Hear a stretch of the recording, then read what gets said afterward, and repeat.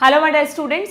तो बच्चों NEET PYQ express में आज हम इकोलॉजी का रिवीजन करने वाले हैं और देखिए आप इस सीरीज में हम स्टार्टिंग से चैप्टर 1 फ्रॉम 11th एनसीईआरटी से लेकर last chapter of 12th NCERT, last unit of 12th NCERT तक पहुंच गए हैं। सभी चैप्टर्स को हमने इक्वली इंपॉर्टेंस देकर उसके सभी 15 साल के पीवाईक्यूज किए हैं, उनका एनसीईआरटी से वन शॉट रिवीजन किया है। तो मैं मान के चल रही हूँ कि जिस भी बच्चे ने ये सीरीज अब तक पूरी अटेंड की है वो अपने नीट 2025 के लिए एकदम फुल फ्लैश रेडी है ना। तो इकोलॉजी की अगर मैं बात करूं बच्चों, तो इकोलॉजी में वैसे तो आपको पता है पहले 4 चैप्टर्स थे, तो इकोलॉजी का वेटेज भी जेनेटिक्स के बराबर था, यानी इकोलॉजी से अकेले से 12 क्वेश्चंस लगभग पूछे जाते थे। चारों चैप्टर से 3 क्वेश्चन आप ऑन एन एवरेज माने तो 12 क्वेश्चंस इकोलॉजी से बनते थे। बट अब क्योंकि न्यू एनसीईआरटी में जो रिड्यूस सिलेबस है उसमें आपके लास्ट चैप्टर तो हट ही गया एनवायरमेंटल इश्यूज, और बाकी जो 2 चैप्टर हैं ऑर्गेनिज्म और इकोसिस्टम, दोनों से काफी सारे टॉपिक्स डिलीट हो गए हैं। तो इस यूनिट का वेटेज अब थोड़ा सा कम हो गया है, जेनेटिक इकोलॉजी का जो वेटेज है। अब आप मान के चले नीट में इस यूनिट से 7 to 8 क्वेश्चंस पूछे जाएंगे। 8 क्वेश्चंस का वेटेज तो अभी भी इकोलॉजी रखता है। तो अगर कोई बच्चा ऐसा है जिसने इकोलॉजी को ये सोच के साइड में रख रखा है कि यार इन्वायरमेंट ही तो है, पढ़ लेंगे, तो अब पढ़ लेंगे वाला टाइम बचा नहीं है। अब बस ये आप ज़्यादा से ज़्यादा ये कर सकते हैं, अगर किसी बच्चे ने नहीं पढ़ा है तो मेरे साथ यहाँ पे पीवाईक्यूज लगा लो और जो जो इंपॉर्टेंट पॉइंट्स मैं बता रही हूँ वो आप देखते चलो, और जिससे आप एटलीस्ट उन 8-9 क्वेश्चन जो भी आपके यहाँ से आएंगे उनको कर सको। वैसे अगर सारे क्वेश्चन सही करने हैं तो उसके लिए तो मैं हमेशा जो बात आपको कहती हूँ, कॉन्सेप्ट पर अच्छी पकड़ होना ज़रूरी है। और कॉन्सेप्ट बनता है जब आपने किसी चीज़ को बहुत अच्छे से डिटेल में स्टडी करके उसकी क्वेश्चन प्रैक्टिस की हो तो। ठीक है, चलिए तो इस चैप्टर में हम देखते हैं सबसे पहले इकोलॉजी का 1 by 1 हम तीनों चैप्टर्स को रिवाइज करेंगे अलग अलग सेशंस में। सबसे पहले स्टार्ट करते हैं ऑर्गेनिजम्स एंड पॉपुलेशन में। एक बहुत बड़ा कंफ्यूजन इस चैप्टर में बच्चों को ये है कि अगर आप ओल्ड एनसीईआरटी को देखेंगे तो ओल्ड एनसीईआरटी में इसमें 2 टॉपिक्स थे बच्चों, एक ऑर्गेनिज्म और फिर एक पॉपुलेशन। बट न्यू एनसीईआरटी में इसमें सिर्फ पॉपुलेशन टॉपिक ही रहा है। जब आप नीट का सिलेबस देखते हैं एनटीए वाला, तो वहाँ पर जो टॉपिक लिखा हुआ है उसमें ये वर्ड लिखा हुआ है, ये जो था ना ऑर्गेनिज्म एंड इट्स एनवायरनमेंट। ठीक है, मतलब ऑर्गेनिज्म एंड पॉपुलेशन चैप्टर का नाम एज इट इज है। देखा जाए तो फिर चैप्टर का नाम भी चेंज करना चाहिए था ना, सिर्फ पॉपुलेशन ही कर देते। तो ये ऑर्गेनिज्म वर्ड अभी भी होने से थोड़ा सा एक कन्फ्यूजन रहता है कि यार इस पार्ट से कोई क्वेश्चन तो नहीं पूछ लेंगे, तो अननेसेसरी आप परेशान हो, इसलिए मैंने सोचा आपको ऑर्गेनिज्म पार्ट के भी क्वेश्चंस करा देती हूँ। ठीक है, एटलीस्ट थोड़े से क्वेश्चन करे हुए रहेंगे, बाई चांस कोई इक्की दुक्की चीज कोरिलेट रही पूछ ली तो आपको दिक्कत नहीं आएगी। ठीक है, बाकी जितने भी एनसीईआरटी से चैप्टर पढ़ा है वो आप अपनी न्यू एनसीईआरटी को फॉलो करके सिर्फ पॉपुलेशन वाला पार्ट ही प्रिपेयर करें, बाकी की जरूरत नहीं है। ठीक है, तो मैंने यहाँ पे ओल्ड एनसीईआरटी भी ले ली है, ऑर्गेनिज्म वाला पार्ट हम ओल्ड एनसीईआरटी से करेंगे। ठीक, स्टार्टिंग पैराग्राफ में कुछ भी ऐसा नहीं है जिसपे क्वेश्चन बनता हो, जनरल बातें हैं। यहाँ पर 2 इंपॉर्टेंट चीजें हैं जो आपको देखनी है। एक तो आपको बच्चों इकोलॉजी की डेफिनेशन बताई है। What is ecology? It is a subject which studies the interaction among organism. बहुत सिंपल सी डेफिनेशन है। इकोलॉजी का मतलब होता है पूरी दुनिया में रहने वाले जितने भी ऑर्गेनिजम्स हैं, लाइफ है, वो आपस में कैसे इंटरेक्ट कर रही है, एंड जो लिविंग ऑर्गेनिजम्स हैं वो एबायोटिक के साथ, यानी अपने फिजिकल एनवायरनमेंट के साथ, एयर, वाटर, टेम्परेचर, सॉइल, जो भी हमारे चारों तरफ चीजें हैं उनके साथ कैसे इंटरेक्ट कर रही है। ठीक है, यानी interaction among organism and interaction between organism and it's physical और एबायोटिक एनवायरनमेंट। यही तो इकोलॉजी है कि इन्वायरमेंट के चीज़ों का हम पर क्या इफेक्ट है और जो दूसरी स्पीशीज हमारे साथ इस अर्थ पे हैं उनके साथ हमारा क्या इंटरेक्शन है। ठीक है, तो इकोलॉजी को पढ़ने के लिए इकोलॉजी की भी एक हायरार्की है जिसमें से कई सारे लेवल्स होते हैं, बट आपकी बुक में सिर्फ 4 ही लेवल्स आपको बताए हैं। मैंने इस पूरी यूनिट को एनसीईआरटी लाइन टू लाइन में बहुत आराम से आपको समझाया है। तो अभी तो आपका एग्जाम बहुत पास है, आप बाद में जो भी बच्चे अच्छे से प्रिपरेशन करेंगे वो वहाँ से उस यूनिट को ज़रूर पढ़ें, आपकी इकोलॉजी बहुत स्ट्रांग हो जाएगी। ठीक है, तो यहाँ पर अगर मैं देखूँ तो जब भी मैं बोलती हूँ ना बाद में, तो ऐसे डर मत जाया करो कि मैम इसका मतलब आपको क्या लगता है हमारा सिलेक्शन नहीं होगा। बिल्कुल होगा, जिसने जिस लेवल की तैयारी की है उसके उस लेवल के अकॉर्डिंग मार्क्स आएंगे। पर बहुत सारे बच्चे देख रहे हैं ना, मुझे क्या पता कौन से बच्चे देख रहे हैं, हो सकता है जिन्होंने अभी 12th दिया है, तैयारी नहीं की, अगले साल करने का मूड है, तो मुझे तो उनको भी ध्यान में रखकर मैसेज देना है, इसलिए मैं ऐसा कहती हूँ। ठीक है, बाकी जिन्होंने एकदम अच्छे से इस साल अपनी तैयारी की है उनको इस साल भी रिजल्ट ज़रूर मिलेंगे। कितनी तैयारी है, कैसी है, वो आपको खुद को पता है। ओके, चलिए, तो इकोलॉजी में बच्चों 4 लेवल्स यहाँ पर आपको बताए हैं। जो सबसे छोटी यूनिट है इकोलॉजी की वो है ऑर्गेनिज्म। एक ही स्पीशीज़ के जितने भी ऑर्गेनिजम्स हैं किसी एक पर्टिकुलर जियोलॉजिकल एरिया में, वो कहलाती है वहाँ की पॉपुलेशन। जैसे अगर मैं कहूँ राजस्थान में ह्यूमन पॉपुलेशन, या मैं कहूँ वर्ल्ड की ह्यूमन पॉपुलेशन, या मैं कहूँ इंडिया में ह्यूमन पॉपुलेशन, ठीक है, तो पॉपुलेशन में स्पीशीज़ और जगह, जिस जगह की आप पॉपुलेशन देख रहे हो, दोनों को मेंशन करना ज़रूरी है, ठीक है। देन अब ऐसा तो होगा नहीं कि एक, मान लो किसी फॉरेस्ट की बात कर रही हूँ मैं, तो उस फॉरेस्ट में सिर्फ लायंस ही रहते हूँ, वहाँ पे लायंस भी होंगे, टाइगर्स भी होंगे, डियर्स भी होंगे, एलिफेंट्स भी होंगे, तो अलग अलग स्पीशीज़ हैं, अलग अलग पॉपुलेशंस हैं, तो वो सारी पॉपुलेशंस आपस में कैसे इंटरेक्ट कर रही हैं, उनके इंटरेक्शन को हम कहते हैं कम्युनिटी। कम्युनिटी में मैंने सिर्फ लिविंग ऑर्गेनिजम्स की बात की है, इसलिए कम्युनिटी को बायोटिक कम्युनिटी भी कह देते हैं, क्योंकि बायो मतलब लाइफ। अब अगर इन बायोटिक कम्युनिटीज़ का आप इन्वायरमेंट के साथ इंटरेक्शन देखें तो फिर नेक्स्ट लेवल आ जाता है, दैट इज बायोम। हालांकि यहाँ पे और भी कई लेवल्स आते हैं, बट वो एनसीईआरटी में नहीं दिए तो आपको नहीं पढ़ने, ठीक है। आप कम्युनिटी के बाद डायरेक्टली बायोम्स याद रख सकते हैं। बायोम्स में not only living but non living factors भी इंक्लूडेड है, ठीक है। क्लियर है क्या? जैसे यहाँ पर आपको कुछ बायोम्स के एग्जांपल्स दिए हैं, ये सब बायोम्स हैं बच्चों। ये जिनके पास भी न्यू एनसीईआरटी है, अब उसमें ये टॉपिक नहीं है, उनमें सीधा पॉपुलेशन है। तो मैं ऑर्गेनिज्म को पढ़ाने नहीं वाली हूँ क्योंकि एनसीईआरटी में नहीं है, तो बिल्कुल ना के बराबर चांस है कि यहाँ से कोई क्वेश्चन बनेगा, ठीक है। बट जो क्वेश्चंस लास्ट कुछ ईयर्स में आए हैं, बस वो मैं आपको एक बार दिखा रही हूँ और एक्सप्लेन कर रही हूँ, ठीक है। चलिए, तो ऑर्गेनिज्म एंड इट्स एनवायरनमेंट जो फर्स्ट टॉपिक है, वहाँ से कुछ क्वेश्चंस हम कर लेते हैं। सबसे पहले अडेप्टेशंस की अगर हम बात करें, है ना, ये एक बार मैं आपको हल्का सा बता दूं बच्चों, तो ये जो ऑर्गेनिज्मिक लेवल वाला, भाई 4 लेवल हैं इकोलॉजी के, उसमें से इस चैप्टर में आपसे ये 2 लेवल डिस्कस किए हैं, ऑर्गेनिज्म एंड पॉपुलेशन, ठीक है। ज़्यादातर टाइम जो क्वेश्चंस आते थे वो पॉपुलेशन इंट्रैक्शन से आते थे, जो इस चैप्टर का सबसे आखिरी टॉपिक है। अभी हम उसको रिवाइज करेंगे। अगर ऑर्गेनिज्मिक लेवल की बात करूं तो पहले तो यहाँ कुछ तरह के आपको बायोम्स दिखाए हैं, अलग अलग कहाँ पे कितना रेनफॉल है, कितना टेम्परेचर रहता है, उसके बेसिस पर। फिर यहाँ पर आपको 4 जो मेन एबायोटिक फैक्टर्स हैं ना हमारे, टेम्परेचर के बाद वाटर, देन लाइट और सॉइल, इनके बारे में थोड़ा बहुत बताया है, इन सबको हम नहीं रिवाइज करने वाले हैं। Then responses to abiotic factors में 4 तरह के 4 तरह के आप यूँ कह सकते हैं, ये डिस्कस किया है कि ऑर्गेनिजम्स को 4 टाइप्स में डिवाइड किया गया है। एक होते हैं रेगुलेटर्स, जो हम भी हैं। रेगुलेटर आप समझ गए कौन? जिनका बॉडी टेम्परेचर एनवायरनमेंट के साथ नहीं बदलता, यानी ये हो गए एंडोथर्मिक, वार्म ब्लडेड होमियोथर्मिक एनिमल्स, ठीक है।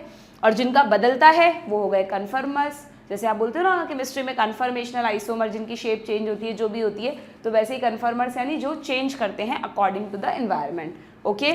और बाकी के 2 में कौन आता है? कुछ होते हैं जो अगर अनफेवरेबल कंडीशंस है तो उस जगह को छोड़ के कहीं और चले जाते हैं कुछ समय के लिए, दैट इज माइग्रेट करना। जैसे आपने पढ़ा होगा साइबेरियन बर्ड्स जो हैं वो अपने राजस्थान के ही भरतपुर में एक बर्ड सेंचुरी है ना, घना बर्ड सेंचुरी, कैवला देव नेशनल पार्क, वहाँ पर आ जाते हैं। सोचो साइबेरिया से उड़ते हुए राजस्थान में लैंड कर रहे हैं, कितना गजब का नेविगेशन सिस्टम नेचर ने उनको दिया होगा कि वो बिना किसी गूगल मैप के रास्ता देखते देखते यहाँ पहुँच जाते हैं। और जैसे ही सर्दियाँ खत्म होती हैं वो वापस साइबेरिया चले जाते हैं, क्योंकि वहाँ बहुत विंटर्स होती है, इसलिए वो बचने के लिए यहाँ आ जाते हैं विंटर्स में, साइबेरिया की विंटर्स से बचने के लिए, ठीक है। और एक होते हैं बच्चों सस्पेंड यानी अब ये इनके पास ना माइग्रेट करने की कैपेसिटी है ना कुछ, तो ये कुछ समय के लिए एकदम स्लीप वाली स्टेज में या इनएक्टिव स्टेज में चले जाते हैं। जैसे आप पढ़ते हो ना हाइबरनेशन, एस्टिवेशन, या प्लांट्स में पढ़ते हो सीड डॉर्मेंसी में चला जाता है, फंजाई वगैरह स्पोर्स बना लेते हैं, एल्गी भी बना लेता है, तो ये सब क्या है? ये सब सस्पेंडेड स्टेजेस हैं, यानी अगर फेवरेबल सीजन नहीं है तो खुद के डेवलपमेंट को कुछ समय के लिए रोक दिया, ठीक है। हाइबरनेशन, एस्टिवेशन भी इसी का एग्जाम्पल है ना। एक बच्चे ने मुझे बोला था, ट्रिक बताई थी जिससे आप याद रख सकते हो कि अगर हाइबरनेशन और एस्टिवेशन में किसी को कन्फ्यूज़न है कि हाइबरनेशन विंटर स्लीप होता है और एस्टिवेशन समर स्लीप होता है, मुझे बड़ी अच्छी लगी उस बच्चे की ट्रिक, मुझे नाम तो याद नहीं आ रहा, सॉरी, लेकिन मैं तुम्हारी ट्रिक सबके साथ शेयर कर देती हूँ कि विंटर्स में हम हीटर यूज़ करते हैं तो H for heater, H for hibernation, और समर्स में हम AC यूज़ करते हैं तो A for AC, A for aestivation, ठीक है। तो आप कंफ्यूज नहीं होंगे। डन। चलिए, एंड ये एक इंपॉर्टेंट वर्ड है, इस पर पहले कई बार क्वेश्चन आता था, डायापॉज, जो जू प्लैंक्टन्स होते हैं, पानी में रहने वाले बहुत छोटे छोटे फ्री फ्लोटिंग एनिमल्स, जो एनिमल्स क्या मतलब बहुत छोटे, एनिमल किंगडम में ही आएंगे बट बहुत छोटे साइज के होते हैं, ये सस्पेंडेड डेवलपमेंटल स्टेज में चले जाते हैं, यानी पॉज कर देते हैं अपने डेवलपमेंट को, दैट इज कॉल्ड डायापॉज, ठीक है। देन अडेप्टेशन से भी लास्ट कुछ ईयर्स में बहुत क्वेश्चंस आते थे, बट अब हट गया है सिलेबस से तो मुझे नहीं लगता कोई क्वेश्चन आएगा, बट फिर भी जो कुछ इंपॉर्टेंट अडेप्टेशंस हैं वो मैं अभी आपको क्वेश्चंस के थ्रू कराने वाली हूँ, ठीक है। एंड देन बस ये इतना सा ऑर्गेनिज्म वाला पार्ट है, मतलब मेनली रेगुलेटर कन्फर्मर वाला कॉन्सेप्ट और ये अडेप्टेशंस वाला कॉन्सेप्ट है ना। ये थोड़ा सा अगर देख के चले जाओगे तो उसमें कोई बुराई नहीं है। अभी 3-4 साल निकल जाए नीट के, कोई भी क्वेश्चन नहीं आएगा इससे, तो फिर कंफर्म हो जाएगा कि भाई यहाँ से कुछ नहीं पूछा जाने वाला, ठीक है। चलिए तो मैच द कॉलम देखते हैं हम। सबसे पहले अडेप्टेशंस में से ही है बच्चों ये क्वेश्चन। अडेप्टेशन में पूछा है एलेंस रूल इनमें से किस पर अप्लाई होता है, तो तुम्हें पता होना चाहिए एलेंस रूल क्या है। एलन सिंपली एक साइंटिस्ट थे जिन्होंने कोल्डर क्लाइमेट्स में रहने वाले मैमल्स के लिए कॉन्सेप्ट दिया। आप सबने वो देखी है ना, बर्ड्स देखी हैं पेंगुइन्स, और मैमल्स में पोलर बियर देखे हैं आपने, देखा उनका पेट तो मोटा होता है पेंगुइन्स का, यानी ट्रंक जो है बॉडी का वो मोटा है, लेकिन उनके कान बिल्कुल छोटे से हैं और उनके पैर भी बिल्कुल छोटे से होते हैं। क्यों? ये जो एक्सट्रीमिटीज़ हैं, एक्सट्रीमिटीज़ यानी हमारी बॉडी के जो प्रोजेक्शंस हैं उनको नेचर ने एकदम छोटा कर दिया। पोलर बियर्स को भी आप देखो, पोलर बियर्स के जो पैर हैं वो नॉर्मल बियर से बहुत छोटे होते हैं, ऐसा कान भी बहुत छोटे होते हैं। ऐसा क्यों किया? क्योंकि अगर ये वाले जो एरियाज हैं, लेग्स हैं, ईयर्स हैं, ये वैसे बहुत पतले एरियाज हैं और ये बॉडी से बाहर निकले हुए हैं। अगर ये बड़े बड़े होते बच्चों, यानी सरफेस एरिया ज़्यादा होता, तो इनसे हीट लॉस बहुत ज़्यादा होता। कोल्डर रीजन्स में रहने वाले एनिमल्स चाहते हैं कि उनकी बॉडी की हीट बॉडी में ही रहे, तो उनका जो बॉडी ट्रंक है वो तो थोड़ा डेंस कर दिया जिससे वॉल्यूम अच्छा हो, खूब सारी हीट प्रोड्यूस हो, और जो एक्स्ट्रा प्रोजेक्शन वाले स्ट्रक्चर्स थे उनको बहुत छोटा कर दिया। तो बस इसी चीज़ को एलेंस रूल बना दिया कि मैमल्स इन कोल्डर क्लाइमेट, जैसे कि पोलर बियर और मैमल्स के अलावा बर्ड्स में आप पेंगुइन्स भी याद रख सकते हो, have shorter ear and limbs to minimise heat loss. ठीक है, तो एलेंस रूल किस पर अप्लाई होता है? एलेंस रूल अप्लाई होता है पोलर सील। पोलर सील पर भी, मतलब एलेंस रूल, इन्होंने पोलर सील दे दिया डायरेक्टली, ठीक है। वैसे एलेंस रूल पोलर बियर पर अप्लाई होता है मेनली, बट ठीक है पोलर सील्स पे भी आप कर सकते हो। पोलर सील जो होती हैं, सील पता है आपको, मैमल्स में ही आती है, मैंने बताया था एक्वेटिक मैमल्स होती हैं, ऐसे बड़े सर्कस टाइप के से करतब वगैरह करती हैं ना, आप देखना सील गूगल पे देखना। तो ये जो सील्स होती हैं ये बच्चों बर्फीले समुद्रों में भी रह लेती हैं, पोलर सीज में भी रह लेती हैं, क्योंकि इन पे भी एलेंस रूल अप्लाई होता है, अगर ये कह रहा है क्वेश्चन इसके अकॉर्डिंग। वैसे मेनली इन सील्स में क्या होता है, इनकी बॉडी पर वेल की तरह एकदम थिक लेयर ऑफ फैट होती है, जिसको ब्लबर कहते हैं, thick layer of fat blubber, है ना, जो इंसुलेटर का काम करती है और बॉडी हीट को बॉडी में ही रोके रखती है। मतलब यूँ समझ लो कि Allen's rule is related to the animals live in colder climates. ठीक है, तो पोलर सील को हम टिक कर सकते हैं। फिजियोलॉजिकल अडेप्टेशन, अच्छा अब ये क्या है बच्चों, यहाँ पे 3 टर्म्स आपको दिख रही होंगी, फिजियोलॉजिकल, बिहेवियरल एंड बायोकेमिकल। इसका क्या मतलब है? जो अडेप्टेशंस आप पढ़ते हैं ना, उनमें से जैसे अभी मैंने आपको ये अडेप्टेशन बताया, थिक लेयर ऑफ फैट, तो ये कैसा अडेप्टेशन है? बॉडी का मॉर्फोलॉजिकल अडेप्टेशन है। ये भी कैसा अडेप्टेशन है? शॉर्टर ईयर, मॉर्फोलॉजी से रिलेटेड है। ठीक है, या फिर अगर हम इसी चैप्टर में यहाँ पर एक अडेप्टेशन पर जाएं, यहाँ पर आपको कैंगरू रैट का एक अडेप्टेशन बताया है कि कैंगरू रैट क्या होते हैं। इनका नाम कैंगरू रैट क्यों है? क्योंकि ये दिखने में तो रैट जैसे होते हैं बट चलते कैंगरू की तरह फुदक फुदक कर हैं, इसलिए इनको कैंगरू रैट्स कहते हैं। और ये डेजर्ट्स में रहते हैं, और कहाँ पर? नॉर्थ अमेरिकन डेजर्ट्स में। और ये अपनी पूरी ज़िंदगी बिना पानी पिए गुजार सकते हैं बच्चों। सोचो, कैंगरू रैट पूरी ज़िंदगी बिना पानी पिए गुजार सकते हैं। क्यों? इनको क्या, इनको पानी की ज़रूरत नहीं है? बिल्कुल है, लेकिन ये अपनी बॉडी में प्रेजेंट फैट के ऑक्सीडेशन से जो वाटर बनता तो हमारी बॉडी में भी है या नहीं? जब फूड का ब्रेकडाउन होता है, ग्लूकोज का ब्रेकडाउन होता है, तो बाय प्रोडक्ट्स में तुम CO2 एंड वाटर भी तो बनाते हो ATP के साथ, या भूल गए? तो वाटर सब में बनता है, बट इनकी बॉडी में ग्लूकोज के साथ साथ फैट का भी लगातार ऑक्सीडेशन चलता रहता है, जिससे वाटर बनेगा ही बनेगा, और उसी वाटर से इनकी रिक्वायरमेंट्स पूरी हो जाती है। इनको कोई एडिशनल वाटर की ज़रूरत नहीं है, आराम से ये डेजर्ट्स में रह सकते हैं। ठीक है, प्लस इनमें नेचर ने यूरिन को भी काफ़ी कॉन्सेंट्रेटेड बनाया है, जिससे अननेसेसरी बॉडी से वाटर लॉस ना हो। ठीक है ना, तो ये कौन सा अडेप्टेशन हुआ बताओ? इसमें इंटरनल फैट ऑक्सीडेशन, बॉडी की कोई फिजियोलॉजिकल रिएक्शन अडेप्ट होने में मदद कर रही है, तो ये एक तरीके का फिजियोलॉजिकल अडेप्टेशन हुआ। कैम प्लांट्स में तुम पढ़ते हो सनकन स्ट्रोमेटा होते हैं, है ना, तो वो क्या हुआ? मॉर्फोलॉजिकल हुआ। या कैम प्लांट्स में हमने एक कैम पाथवे सीखा था फोटोसिंथेसिस में, वो फिजियोलॉजिकल अडेप्टेशन हुआ। बात समझ रहे हैं कि अगर अडेप्टेशन बॉडी की किसी प्रोसेसिंग से रिलेटेड है तो वो फिजियोलॉजिकल हुआ, बॉडी के किसी फीचर से रिलेटेड है, चाहे वो इंटरनल हो एक्सटर्नल, तो वो मॉर्फोलॉजिकल फीचर हुआ। एंड बिहेवियरल में एक एग्जाम्पल डेजर्ट लिजर्ड्स का है। जो डेजर्ट्स में रहने वाली लिजर्ड है, डेजर्ट लिजर्ड, वो क्या करती हैं, जब उन्हें गर्मी लगती है तो वो शेड में चली जाती हैं, पत्थरों के नीचे गुफाओं में जाकर छुप जाती हैं, और जब उन्हें सर्दी लगने लगती है तो वापस से सन बाथ लेने बाहर आ जाती हैं। ठीक है, तो इस तरह का अडेप्टेशन क्या कहलाएगा, बिहेवियरल अडेप्टेशन। ठीक, तो बस ये सिंपली आपको टर्म्स के थ्रू बताया गया है यहाँ पे। तो उन्होंने पूछा है कि इनमें से किस में आपको फिजियोलॉजिकल अडेप्टेशन मिलेगा, तो कैंगरू रैट में, बिहेवियरल डेजर्ट लिजर्ड में, और बायोकेमिकल में हो गया मरीन फिश एट डेप्थ। ये आपकी बुक में दिया है बच्चों। जो डेप्थ में रहने वाली मरीन फिशेज है ना, आपको पता है बहुत डेप्थ में अगर आप जाओगे तो वहाँ क्रशिंग प्रेशर होता है। जैसे जैसे नीचे जाओगे, ऊपर जाओगे, एटमॉस्फेरिक प्रेशर कम होगा, अंदर सी में डेप्थ में जाओगे बढ़ेगा। तो ये कह रहा है कि वहाँ पर 100 टाइम जितना अपना 1 एटमॉस्फेरिक है, वहाँ उसका 100 गुना 100 एटमॉस्फेरिक प्रेशर होता है। तो इतने हाई प्रेशर पे तो उनकी बॉडी क्रश हो जानी चाहिए, वो जो एयर उनके अंदर जाएगी लंग्स में वो क्रश हो जानी चाहिए, लंग्स को क्रश कर देगी। लेकिन ये कह रहे हैं कि इन फिशेज में, यहाँ पे दे नहीं रखा, मैं वो पढ़ाते वक्त बताती हूँ बच्चों को, कि इनमें कुछ स्पेशल पीजोलाइट्स नाम के केमिकल्स होते हैं जो प्रेशर रेजिस्टेंट होते हैं और हाईली कंप्रेसिबल लंग्स होते हैं। यानी जब ये डेप्थ में होते हैं ना, तब ये रेस्पिरेशन नहीं करते, तभी अपने लंग्स को बिल्कुल कंप्रेस करके रखते हैं। लंग्स मतलब ये फिशेज हैं तो आप इसमें वो ले लो, गिल्स ले लो, बाकी कुछ वो भी होते हैं डेप्थ में रहने वाले, कुछ मैमल्स, रेप्टाइल्स वगैरह भी होते हैं, तो इसलिए मैं लंग्स वाला एग्जांपल दे रही हूँ। ठीक है, तो वहाँ पर वो क्या करते हैं, सांस ही नहीं लेते, यानी हाई प्रेशर वाली एयर को अंदर ही नहीं जाने देते, तो इस वजह से वो वहाँ पर सेफ रहते हैं। ठीक है ना, तो ये एक तरीके का कैसा अडेप्टेशन हुआ, बायोकेमिकल, बॉडी में कुछ केमिकल्स हैं पीजोलाइट्स नाम के जो इन्हें उससे बचा रहे हैं। ठीक है, सो बहुत ज़्यादा डिटेल में नहीं जाना, देखो जो थोड़ा थोड़ा बता रही हूँ ऑर्गेनिजम्स में बस वो सुन लो। तो पी का आंसर होगा 4th, पी को 4th से मैच करें, सारे ऑप्शन में है बच्चों। सो क्यू देख लेते हैं, क्यू का फर्स्ट 2 में है, आर देख लेते हैं, आर का सेकंड ये रहा, so option 4th done. Next क्या है, असर्शन रीजन क्वेश्चन आया हुआ है, यस वेरी गुड एग्जाम्पल।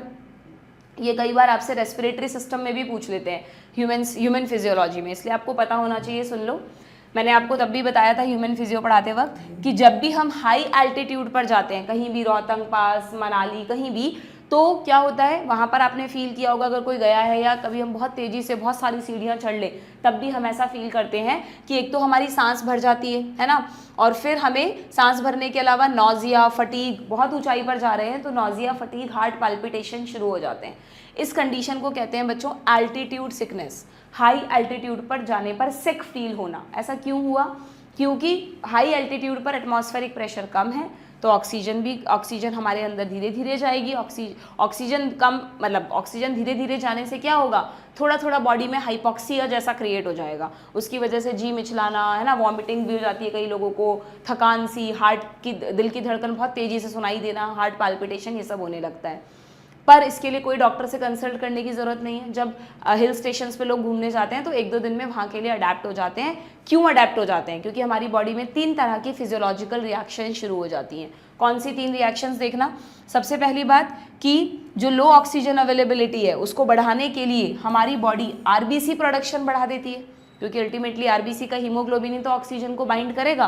तो अगर आरबीसी ज़्यादा हैं तो वो ज़्यादा ऑक्सीजन को पकड़ेंगी, फटाफट ऑक्सीजन सप्लाई करेंगी। दूसरा, ब्रीदिंग रेट बढ़ा दो।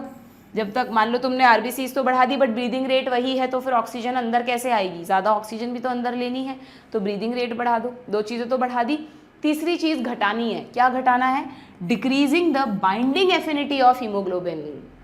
अब यहाँ पर कंफ्यूजन होता है, आपने अच्छे से पढ़ा है ह्यूमन फिजियोलॉजी में कि हीमोग्लोबिन ऑक्सीजन से जुड़कर ऑक्सी हीमोग्लोबिन बनाता है क्या, ये वाली रिएक्शन होती है एल्वियोलाई पर। फिर एल्वियोलाई से ब्लड जब टिश्यूज़ में पहुँचता है तो टिश्यूज़ में जाते ही ऑक्सी हीमोग्लोबिन टूट जाता है, हीमोग्लोबिन अलग हो जाता है, ऑक्सीजन टिश्यूज़ को मिल जाती है ना। तो ये जो ऑक्सीजन और हीमोग्लोबिन की दोस्ती है ना, ये बहुत ज़्यादा पक्की नहीं होनी चाहिए। अगर ये इसको टाइटली बाइंड करके रखेगा तो टिश्यूज़ पे भी रिलीज़ नहीं होगी या बहुत धीरे धीरे रिलीज़ होगी। तो आप जितना ज़्यादा ऑक्सीजन सप्लाई देना चाहते हैं ना टिश्यूज़ को बच्चों, उतना ही ऑक्सीजन के साथ इसकी बाइंडिंग एफिनिटी को कम करवाना पड़ेगा। ये बिल्कुल उल्टा कॉन्सेप्ट है। हमें लगेगा कि मैम बढ़नी चाहिए ना ऑक्सीजन एफिनिटी, तो तभी तो वो ज़्यादा ऑक्सीजन को पकड़ेगा, नहीं। अगर आप चाहते हो वो ज़्यादा ऑक्सीजन को पकड़े तो आप हीमोग्लोबिन का अमाउंट बढ़ाओ बच्चों। अमाउंट कैसे बढ़ेगा, आरबीसीज़ के बढ़ने से। तो आरबीसीज़ का नंबर तो बढ़ा दो, हीमोग्लोबिन भी बढ़ गया तो ज़्यादा ऑक्सीजन को पकड़ेगा, और हीमोग्लोबिन और ऑक्सीजन की जो बाइंडिंग एफिनिटी है, जो दोस्ती है, उसको थोड़ा सा कमज़ोर कर दो, यानी फटाफट लड़ाई हो जाए दोनों में और फटाफट हीमोग्लोबिन ऑक्सीजन को छोड़ दे और टिश्यूज़ को जल्दी जल्दी ऑक्सीजन मिल जाए। ठीक है, तो ब्रीदिंग रेट और आरबीसीज बढ़ानी है, हीमोग्लोबिन की ऑक्सीजन के साथ जो दोस्ती है, बाइंडिंग एफिनिटी है, उसको थोड़ा सा घटाना है। डन, ध्यान रहेगा। और इन तीनों अडेप्टेशंस को मिलाकर कहते हैं एक्लेमेटाइजेशन। हमारी बॉडी का उस क्लाइमेट के अकॉर्डिंग अडेप्ट होना इज एक्लेमेटाइजेशन। ठीक है, ध्यान रहेगा। सो इसी टॉपिक पे क्वेश्चन आया है 2021 में, a person goes to high altitude and experiences altitude sickness with symptom like breathing difficulty and heart palpitation. बिल्कुल ठीक बात है, ऐसा होता है हाई एल्टीट्यूड पे जाने पे। Due to low atmospheric pressure at high altitude the body does not get sufficient oxygen. ये भी बिल्कुल सही है और ये इसको एक्सप्लेन भी कर रहा है। सो असर्शन एंड रीजन दोनों ट्रू है and it is the correct explanation. ठीक है, आगे बढ़े, ध्यान रखेंगे आप इस एग्जाम्पल को। चलिए, जिसके पास ओल्ड एनसीईआरटी न्यू एनसीईआरटी है वो ये ना सोचें कि हम कहाँ लिखें। अगर आपको इस चीज़ को जस्ट याद रखना है तो आप सिर्फ 2 वर्ड्स लिख सकते हैं। एक तो एल्टीट्यूड सिकनेस लिख लो, कहाँ गया, एल्टीट्यूड सिकनेस लिख लो, उसके सिम्टम लिख दो डैश करके, नॉजिया, फटीग और पाल्पिटेशन। और फिर एक्लेमेटाइजेशन, एक्लेमेटाइजेशन में 3 पॉइंट्स लिख लो कि बॉडी क्या करेगी, increase RBC, increase breathing rate and decrease binding affinity. That's it. ठीक है, चलिए, निश जो है ये मुझे नहीं लगता तुमसे आप पूछेंगे क्योंकि ये तो बिल्कुल ही डिलीट हो गया ये वाला पार्ट। स्टार्टिंग में यहाँ पर एकदम स्टार्टिंग में हैबिटेट पढ़ते हैं ना हम, तो वहाँ पर हैबिटेट के साथ निश को समझाने के लिए 3 लाइंस दे रखी हैं। हैबिटेट तो सबको पता है क्या होता है, जिस जगह पर हम रहते हैं वो हमारा हैबिटेट है। उसी जैसे मान लो एक ट्री है तो एक ट्री बहुत सारी स्पीशीज़ के लिए हैबिटेट है, उस पर स्क्विरल्स भी रहती हैं, उस पर स्पैरोज भी रहती हैं, उनमें इंसेक्ट्स भी रहते हैं, चींटियाँ वगैरह भी रहती होंगी, है ना। जो बड़े बड़े बर्ड्स हैं वो सकता है टॉप ऑफ द ट्री पे रहते हों। तो एक ही ट्री जो कि इतनी सारी स्पीशीज़ का कॉमन हैबिटेट है, उस ट्री पर कई सारे निश हो सकते हैं बच्चों। निश यानी एग्जैक्टली उसका मतलब उस हैबिटेट पे उस स्पीशीज़ का एग्जैक्ट रोल। जैसे जो बड़े बर्ड्स हैं वो ट्रीज़ पे टॉप पे रहेंगे। मान लो वुड पैकर वगैरह है तो वो ट्रीज़ का जो ट्रंक है उसमें वो जो भी रहते हैं गड्ढा बना के अपने लिए होल बना के रहते हैं, वहाँ रहेंगे। जो चींटियाँ वगैरह हैं वो generally bottom of the tree पे रहेंगी, है ना। तो इस अकॉर्डिंग जो डिवाइडेशन हुआ है उस हैबिटेट का, किस अकॉर्डिंग हुआ ये division, according to the professional role of that species, कि उस स्पीशीज़ का उस हैबिटेट में क्या रोल है। तो व्हाट इज निश, निश होता है simply each organism has invariably defined range of conditions that it can tolerate। किसी भी हैबिटेट में कोई भी स्पीशीज उस जगह को चूज करती है जिसको वो टॉलरेट कर सके। Diversity in the resources it utilise, वहाँ पे प्रेजेंट रिसोर्सेज उसके लिए यूजफुल हों। जैसे चींटियाँ अगर हैं वो नीचे रहेंगी तभी तो वो मिट्टी के भी कॉन्टैक्ट में रह सकेंगी। And a distinct functional role in that ecosystem, और उसका उस इकोसिस्टम में एक फंक्शनल रोल हो। तो हैबिटेट में वो जगह जहाँ पर ये तीनों बातें फुलफिल हो रही हों उस स्पीशीज़ का निश बन जाता है। ठीक है, क्लियर। तो इसी चीज़ पे क्वेश्चन आया हुआ है कि निश इनमें से क्या है। ऑल द बायोलॉजिकल फैक्टर्स, अरे क्या हो गया, ऑल द बायोलॉजिकल फैक्टर्स नहीं। The physical space where an organism lives, the range of temperature that the organism needs to live, या the functional role played by the organism where it lives. Yes, functional role. ठीक है, clear. इससे ज़्यादा detail में आपको नहीं जाना है। न्यूमेटोफोर्स अकर इन, न्यूमेटोफोर्स यहाँ कहाँ से आ गए, न्यूमेटोफोर तो हमने मॉर्फोलॉजी में पढ़ लिए थे, यहाँ दोबारा दे दिए, कोई बात नहीं। न्यूमेटोफोर्स ध्यान है कि भूल गए, चलो रिवीजन भी हो जाएगा। चेक करें जरा किसको 11th याद है, कौन भूल गया। रेस्पिरेटरी रूट्स, एरियल रूट्स याद आया, स्वैम्पी एरियाज में राइजोफोरा प्लांट में जो होती हैं। यस, तो राइजोफोरा प्लांट इनमें से किस में करें हम बताओ, किस में करें। हाइड्रोफाइट तो है नहीं, मिट्टी में ही उगता है। कैसी मिट्टी थी, दलदली मिट्टी थी, तो हेलोफाइट्स, हेलोफाइट्स। मडी सॉइल भी हो सकता है या थोड़ी सलाइन सॉइल भी हो सकता है। सलाइन सॉइल में भी नीचे ऑक्सीजन वगैरह की कमी होती है, तो न्यूमेटोफोर्स आप कर सकते हैं। 2018 का क्वेश्चन है, ठीक है, कहीं ऑप्शंस में तो गलती नहीं है। हेलोफाइट्स भी कर सकते हैं, बट और अच्छा ऑप्शन होता अगर ये लिखते स्वैम्पी सॉइल। ठीक है, स्वैम्पी सॉइल, वो प्लांट्स जो स्वैम्पी सॉइल में ग्रो करते हैं उनमें न्यूमेटोफोर्स आर वेरी कॉमन। ठीक है, नेक्स्ट क्या है, plants which produce characteristic pneumatophores and show vivipary belong to. ठीक है, ये फिर से वही आ गया, मुझे लग रहा है इनमें कुछ ना कुछ तो गड़बड़ करी है इन लोगों ने। Plants which produce pneumatophores and show vivipary, वही विविपैरी भी वही होता है जो दलदल स्वैम्पी एरियाज में ग्रो करते हैं ना, मैंने बताया था आपको, हल्का सा है नहीं कहीं एनसीईआरटी में, जस्ट एक लॉजिकल चीज़ है कि अगर मिट्टी में बीज गिरेंगे तो आपको पता है सीड्स को जर्मिनेशन के लिए ऑक्सीजन चाहिए। अगर बहुत दलदली मिट्टी है, स्वैम्पी मडी सॉइल है, तो उसमें ऑक्सीजन की कमी है, तो अगर वहाँ सीड्स गिरे ना तो वो जर्मिनेट ही नहीं कर पाते। इसलिए ऐसे प्लांट्स जो इस सॉइल में उगते हैं, वो जब फ्रूट में सीड होता है, सोचो ये प्लांट है, इस पर फ्रूट आया, उसके अंदर सीड है, वहीं से नया पौधा जर्मिनेट कर जाता है। प्लांट, ऐसा लगता है प्लांट के अंदर से नया प्लांट निकल रहा है, प्लांट के फ्रूट के सीड से नया प्लांट ग्रो कर जाता है, धीरे धीरे रूट सिस्टम नीचे की तरफ, शूट सिस्टम ऊपर की तरफ, फिर वो टूट के अलग हो जाता है, फिर वो अपनी जगह बना लेता है। ठीक है, तो दोनों ही कैरेक्टरिस्टिक्स किसके हैं, मडी स्वैम्पी सॉइल वालों का। स्वैम्पी सॉइल का अगेन हेलोफाइट्स ही मिला है यहाँ पर, और कोई ऑप्शन नहीं है। हाइड्रो पानी में, मीजोफाइट नॉर्मल, सैमोफाइट जो सैंड में ग्रो करते हैं, जो रेत टाइप होती है उसमें ग्रो करने वालों को सैमोफाइट्स बोलते हैं, पीस आइलैंड है, तो यहाँ भी हेलोफाइट्स। ठीक है, तो आप जस्ट ध्यान रखो कि जो स्वैम्पी सॉइल में ग्रो करते हैं उनको आप हेलोफाइट्स भी कह सकते हैं, सलाइन सॉइल या मडी सॉइल में ग्रो करने वाले हेलोफाइट्स। ठीक है, next, presence of plants arranged into well defined vertical layer depending on their height can be seen best in, ये नहीं करेंगे, इस क्वेश्चन को कोई ज़रूरत नहीं है करने की, ये बायोम से रिलेटेड क्वेश्चन है, ये सब आपसे नहीं पूछा जाएगा, तो हट गया कोर्स से। Vertical layer depending on their height can be best seen in, इसको रहने दो। ठीक है, next, it is much easier for a small animal, it is much easier, ठीक है, जनरल क्वेश्चन है अडेप्टेशन से related, it is much easier for a small animal to run up hill than for a large animal. अगर हाथी और चूहे को पहाड़ चढ़ना है तो चूहा जल्दी चढ़ जाएगा, हाथी को बहुत टाइम लगेगा। क्यों, वाई, चूहा जल्दी क्यों चढ़ गया, because small animals have low oxygen requirement, the efficiency of muscles in large animal is less than in small animal, ये तो बिल्कुल ही सही नहीं है। It is easier to carry a small body weight, ये थोड़ा फिजिक्स वाले टाइप का सा हो गया, तो बायो में इसका कोई लॉजिक नहीं है।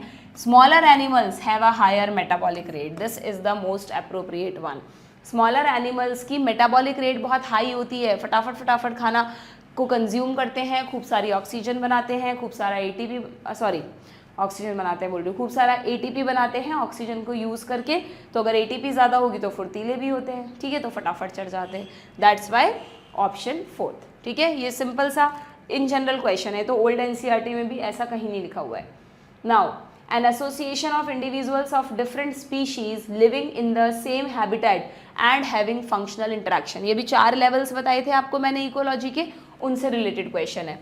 Association of individuals of different species, अगर सेम स्पीशीज आता तब तो मैं पॉपुलेशन चूज करती, तो पॉपुलेशन तो हटा दो, कह रहा है डिफरेंट स्पीशीज का एसोसिएशन है ना, living in the same habitat and having functional interaction, और वो एक दूसरे से फंक्शनली इंटरेक्ट भी कर रही हैं, तो पॉपुलेशन के बाद कौन सा लेवल आता है, कम्युनिटी, सो बायोटिक कम्युनिटी। चारों लेवल तो न्यू एनसीईआरटी में भी दे रखे हैं, समझा नहीं रखा पर शुरू में दे रखे हैं ना, अभी बताया था मैंने आपको, तो ये चारों लेवल्स आपको पता होने चाहिए। सबसे छोटा ऑर्गेनिज्म, सेम स्पीशीज़ के ऑर्गेनिज्म एक पर्टिकुलर एरिया में, पॉपुलेशन, फिर एक थोड़ा बड़ा एरिया ले लो, उसमें जितनी भी पॉपुलेशंस हैं उनका आपस में इंटरेक्शन इज द कम्युनिटी, सिर्फ बायोटिक लाइफ इंटरेक्ट कर रही है। और अगर ये सारे लिविंग ऑर्गेनिजम्स अपने ए बायोटिक फैक्टर्स के साथ इंटरेक्ट कर रहे हैं तो फिर बन जाएगा बायो।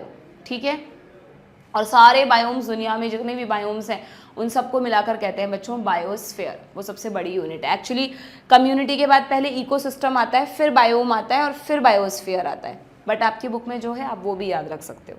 ठीक है, नेक्स्ट, चाहो तो ये लिख लो, इकोसिस्टम भी लिख लो, ऑर्गेनिज्म, पॉपुलेशन, पॉपुलेशन से बनी कम्युनिटी, कम्युनिटीज जब इंटरेक्ट करती है तो बनता है इकोसिस्टम, फिर इकोसिस्टम से बनता है बायोम और बायोम से बनते हैं बायोस्फीयर। ठीक है, चलो नेक्स्ट, मोस्ट एनिमल्स आर, ये भी हटाओ, ये वही वाला बायोम्स वाला क्वेश्चन है। ठीक है, ट्री ड्वेलर कहाँ होते हैं और कहाँ नहीं होते, सब कुछ नहीं पूछेंगे आपसे, सिर्फ मुझे ऑर्गेनिज्म में तुमको रेगुलेटर कन्फर्मर वाला कॉन्सेप्ट और अडेप्टेशंस वाला बताना था, दैट्स वाई मैं क्वेश्चंस आपसे डिस्कस कर रही हूँ। Just as a person moving from Delhi to Shimla, Shimla यानी हिल स्टेशन पे जा रहा है, to escape the heat for the duration of hot summer, thousands of migratory birds from Siberia and other extremely cold regions move to, ये birds कहाँ आते हैं, हमारे केवलादेव नेशनल पार्क में। ठीक है, next, which is not a parasitic adaptation. ये इसमें कहाँ से आ गया, तो ह्यूमन हेल्थ एंड डिजीज का क्वेश्चन होना चाहिए इनमें। अच्छा हो सकता है इसमें, ठीक है। इस चैप्टर में पैरासाइट्स के बारे में दे रखा है ना, आगे दे रखा है। Which one of the following is not a parasitic adaptation, बताओ। इन जनरल आपको पता है कि पैरासाइट्स अगर हमारे इंटेस्टाइन में, जीआईटी में रहते हैं तो उनमें हुक्स एंड सकर्स होते हैं, वो एनारोबिक होते हैं, डाइजेस्टिव जूसेस से बचने के लिए उन पर स्पेशल कवरिंग्स होती हैं। तो बस उसी से रिलेटेड ये क्वेश्चन आपका हो जाएगा।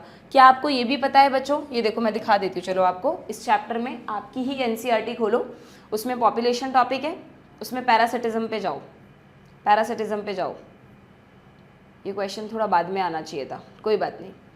पैरासिटिज्म पे बहुत अच्छे से डिस्कस किए इन्होंने ये चीज़ कि पैरासाइट्स के पास भी स्पेशल अडेप्टेशंस होने ज़रूरी है, तो ही वो अपने होस्ट में सर्वाइव कर सकते हैं, वरना नहीं कर सकते। ये रहा, ये रहा। तो यहाँ पर इन्होंने बताया है, ये देखो कि पैरासाइट्स में क्या स्पेशल अडेप्टेशंस होने चाहिए इन अकॉर्डिंग्स। ये रहा, कहाँ गया, if the host evolve special mechanism, ये रहने दो, द पैरासाइट इन अकॉर्डेंस, यही है, with their lifestyle parasite evolved special adaptations. जैसे कि पैरासाइट्स में बच्चों सेंस ऑर्गन्स ज़्यादा डेवलप्ड नहीं होते, उन्हें सेंस ऑर्गन्स की ज़रूरत नहीं होती, क्योंकि ऑलरेडी वो अपने होस्ट के अंदर एक सेफ हैबिटेट में रहते हैं, तो उनको अपने दुश्मनों से तो कोई डर ही नहीं है, भाई होस्ट के अंदर उनका दुश्मन तो पहुंचेगा नहीं, तो उनको सेंस ऑर्गन्स की ज़रूरत नहीं होती है। दूसरा, presence of hooks and suckers, ये बहुत ज़रूरी है होस्ट की सरफेस को पकड़े रहने के लिए। तीसरा, लॉस ऑफ डाइजेस्टिव सिस्टम। क्यों, ये हर पैरासाइट के लिए नहीं है, बट स्पेशली जो पैरासाइट्स हैं, अगर वो अपने होस्ट में फूड खा रहे हैं तो होस्ट उसको डाइजेस्ट कर चुका है, वो डाइजेस्टेड फूड है, तो उनको खुद के डाइजेस्टिव सिस्टम की नीड नहीं होती।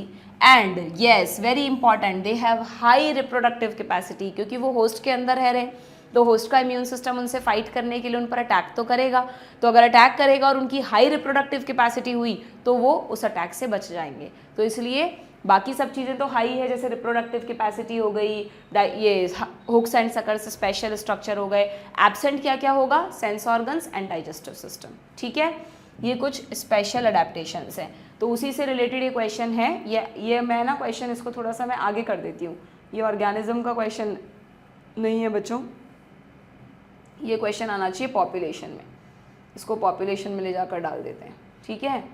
बता देती हूँ इसका आंसर, बता देती हूँ, बट इसको डाल तो वहाँ दे हम पॉपुलेशंस में। 2013 का क्वेश्चन है, सेट करने में टाइम चला जाएगा, 1 सेकंड रुक जाओ, बस हो गया।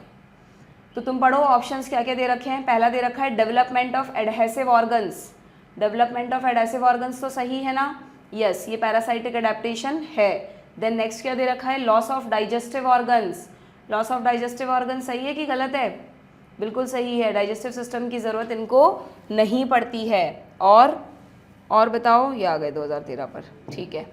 और लॉस ऑफ डाइजेस्टिव ऑर्गन सही है, एडहेसिव ऑर्गन सही है। Loss of reproductive capacity, reproductive capacity का लॉस करवा दिया इनमें से, गड़बड़ हो जाएगी, रिप्रोडक्टिव कैपेसिटी हाई होनी चाहिए। और loss of unnecessary sense organ, ये ठीक है, तो नॉट एन अडेप्टेशन में आ जाएगा ऑप्शन 3, ठीक है।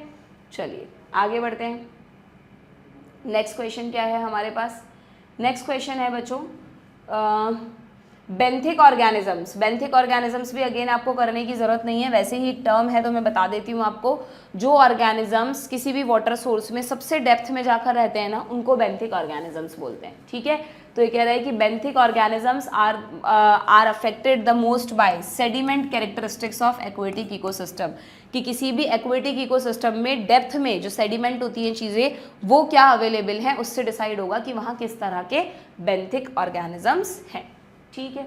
Then people who have migrated from the plains, plains यानी जहाँ पर हम रह रहे हैं, to an area adjoining Rohtang pass, यानी high altitude, about 6 month back, 6 महीने से वो वहीं रह रहा है, तो अब तो बच्चों उसकी बॉडी पूरी तरह अडेप्ट हो गई होगी। इवन एक बात ध्यान रखना कि जो लोग हिल स्टेशंस पे रहते हैं ना, उनका आरबीसी काउंट हमसे ज़्यादा होता है, उनका जो ये है ब्रीदिंग रेट है वो भी कंपैरेटिवली हमसे ज़्यादा होती है, ठीक है। तो अगर 6 मंथ बैक है तो आपको उनमें क्या मिलेगा, more RBC, and their haemoglobin has lower binding affinity to oxygen, दोस्ती कच्ची करानी है। Not physically fit, suffer from altitude sickness, अब तक तो जा चुकी होगी। Have the usual RBC count, तो ऑप्शन 1, ठीक है। ये एल्टीट्यूड सिकनेस वाला एग्जाम्पल प्लीज़ याद रखना। लार्ज वुडी वाइन्स ये नहीं करना, ये वाले तो बिल्कुल हटा दो, तुम भी करो ना अगर PYQs, ये वाले मत करना। Consider the following 4 conditions. क्या पूछा है इसमें? Select the correct pair of them as adaptation to environment in desert lizards. ठीक है भाई, सिंपल सा क्वेश्चन है। Burrowing in soil to escape high temperature, high temperature से बचने के लिए सॉइल में बरो करके अंदर चली जाएंगी, yes. Losing heat rapidly from the body during high temperature, high temperature ये वैसे होता नहीं है ऐसा ऐसा चिन्ह में। और देखते हैं, bask in sun when temperature is low, जब टेम्परेचर कम है तो बाहर सन बाथ लेने आ जाएंगी। एंड इंसुलेटिंग बॉडी नहीं, ये नहीं होता। तो 2 कौन से सही हैं उनके लिए? सही पूछे है ना, correct pair, yes, first and third, ये रहा ऑप्शन 2। नेक्स्ट क्या है भाई? ये रेगुलेटर कन्फर्मर वाला कॉन्सेप्ट बताया, देखो उसका कितना अच्छा ग्राफ है, बहुत सिंपल है। इसमें तुम घबराना मत देख के इस ग्राफ को, बहुत सिंपल ग्राफ है। यहाँ पे तो मैं बता देती हूँ, तुम्हारी एनसीईआरटी में है, ओल्ड एनसीईआरटी में है,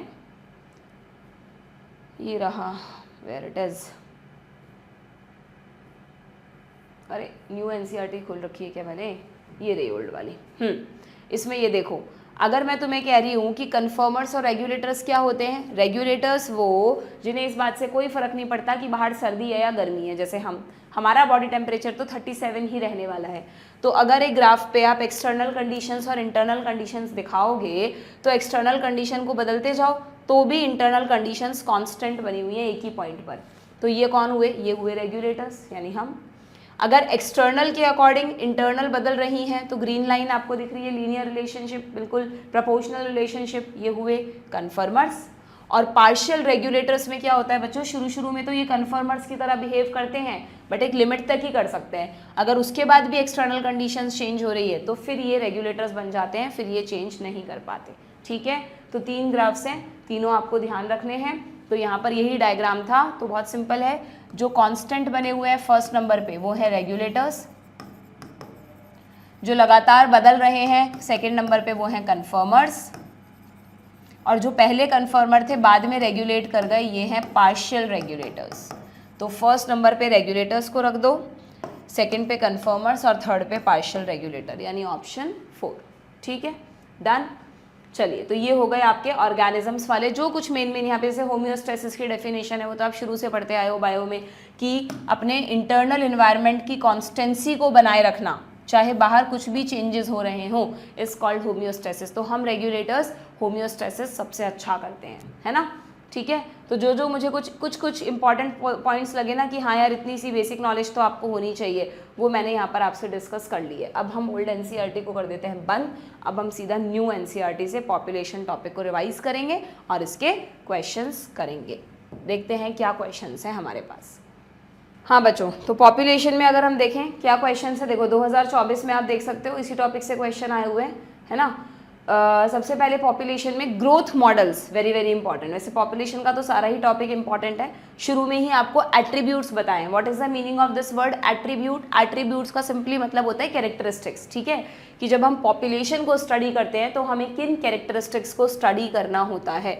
ओके, तो यहाँ पर अगर हम इन कैरेक्टरिस्टिक्स को देखें, एक मिनट रुकना ज़रा बच्चों, एक क्वेश्चन मुझे ऐसा लग रहा है कि पॉपुलेशन से रिलेटेड था, अभी हमने जो छोड़ा, लेट मी कंफर्म, नहीं इससे रिलेटेड नहीं है। ठीक है, हाँ, तो अगर हम यहाँ पे पॉपुलेशन के एट्रीब्यूट्स को देखें बच्चों, तो पॉपुलेशन के जो एट्रीब्यूट्स हैं उनमें एक तो आता है बर्थ रेट और एक आता है डेथ रेट। अगर इंडिविजुअल को आप देखोगे तो इंडिविजुअल की कोई ना कोई एक बर्थ होगा, बॉर्न डे होगा, और एक डेथ डे होगा। लेकिन अगर आप पॉपुलेशन को स्टडी कर रहे हो तो आप हर इंडिविजुअल की थोड़ी ना बर्थ डेट और डेथ डे नोट करने बैठोगे। तो पॉपुलेशन में हम बर्थ रेट और डेथ रेट देखते हैं, जिनके फॉर्मूलाज भी यहाँ पर दिए हुए हैं। कि सपोज करो किसी पॉन्ड में 20 लोटस प्लांट थे last year, and through reproduction 8 new plants are added. ठीक है, तो अब टोटल कितने हो गए? 28 हो गए ना। तो what is the birth rate of lotus plant in that pond?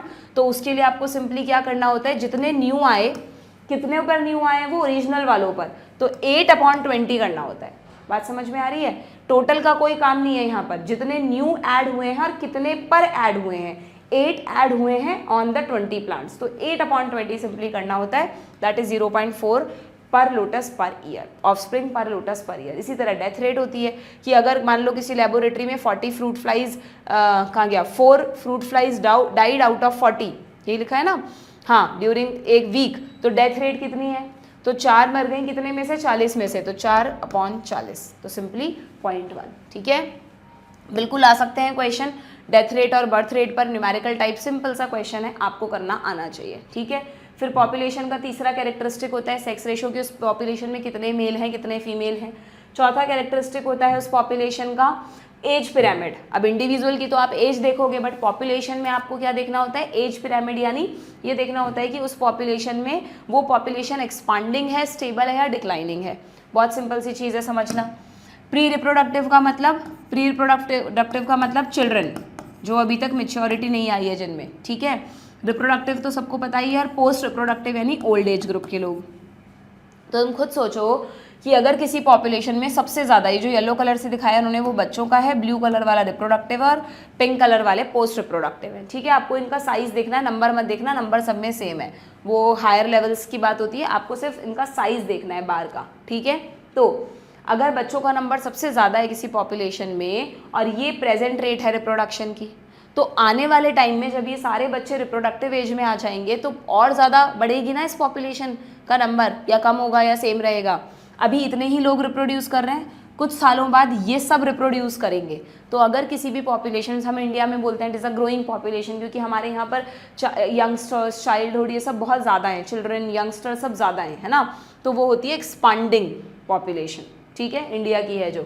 Then stable, generally जो डेवलप्ड कंट्रीज होती हैं वहाँ पर जितने रिप्रोडक्टिव होते हैं उतने ही बच्चे होते हैं, तो जितनी अभी रिप्रोडक्टिव रेट है उतनी ही आने वाले कुछ सालों बाद होगी स्टेबल पॉपुलेशन। और डिक्लाइनिंग, जैसे अभी कई सारी कंट्रीज, आई थिंक जापान वगैरह में मैंने सुना है कि बच्चे बहुत कम हो गए वहाँ पे, तो उनको बहुत चिंता है कि यार आने वाले समय में कहीं ऐसा नहीं हो हमारी पॉपुलेशन बिल्कुल ही नेग्लिजिबल रह जाए, है ना।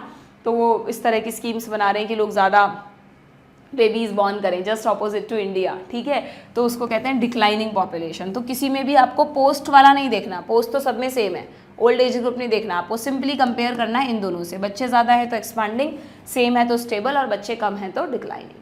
ठीक कर दोगे अगर कोई क्वेश्चन आता है तो। चलिए, तो ये हो गया fourth attribute. And fifth attribute है पॉपुलेशन डेंसिटी, यानी उस पॉपुलेशन का साइज, है ना। उसके अलग अलग तरीके हैं कि कैसे कैसे उस पॉपुलेशन को मेजर करते हैं, अभी क्वेश्चंस आएंगे तो हम कर लेंगे। देन ग्रोथ, अब पॉपुलेशन के ग्रोथ की जब बात करते हैं बच्चों, तो सबसे पहले उस पॉपुलेशन की डेंसिटी का पता लगाने के लिए 4 फैक्टर्स को स्टडी करते हैं हम। कौन कौन से? एक तो वहाँ पे बर्थ रेट क्या है, नेटैलिटी यानी natal, pre natal, post natal, pregnancy से रिलेटेड होता है ना, तो नेटल यानी बर्थ, तो बी से इंडिकेट कर दिया। मॉर्टैलिटी, डेथ, मॉर्टल इमॉर्टल, तो डी से इंडिकेट कर दिया। जितने लोग बॉर्न हो रहे हैं ऐड कर दो, जितने लोग डाई हो रहे हैं माइनस कर दो। इमिग्रेशन यानी जितने लोग ऐड हो रहे हैं किसी दूसरी जगह से, वहाँ के वो बन गए, सिटीजन बन गए। और ई माइग्रेशन यानी वहाँ से छोड़कर चले गए। ठीक है, तो ये 4 फैक्टर्स पॉपुलेशन डेंसिटी को बढ़ाते हैं और कम करते हैं। अगर इसका एक जनरल फॉर्मूला बनाए हम, बहुत आसान है, T+1 टाइम पर जो पॉपुलेशन डेंसिटी है वो कितनी होगी बताओ, जो इनिशियल डेंसिटी थी प्लस बर्थ और इमिग्रेशन जोड़ दो, डेथ और ई माइग्रेशन जोड़ दो, और इसमें से इसको माइनस कर दो।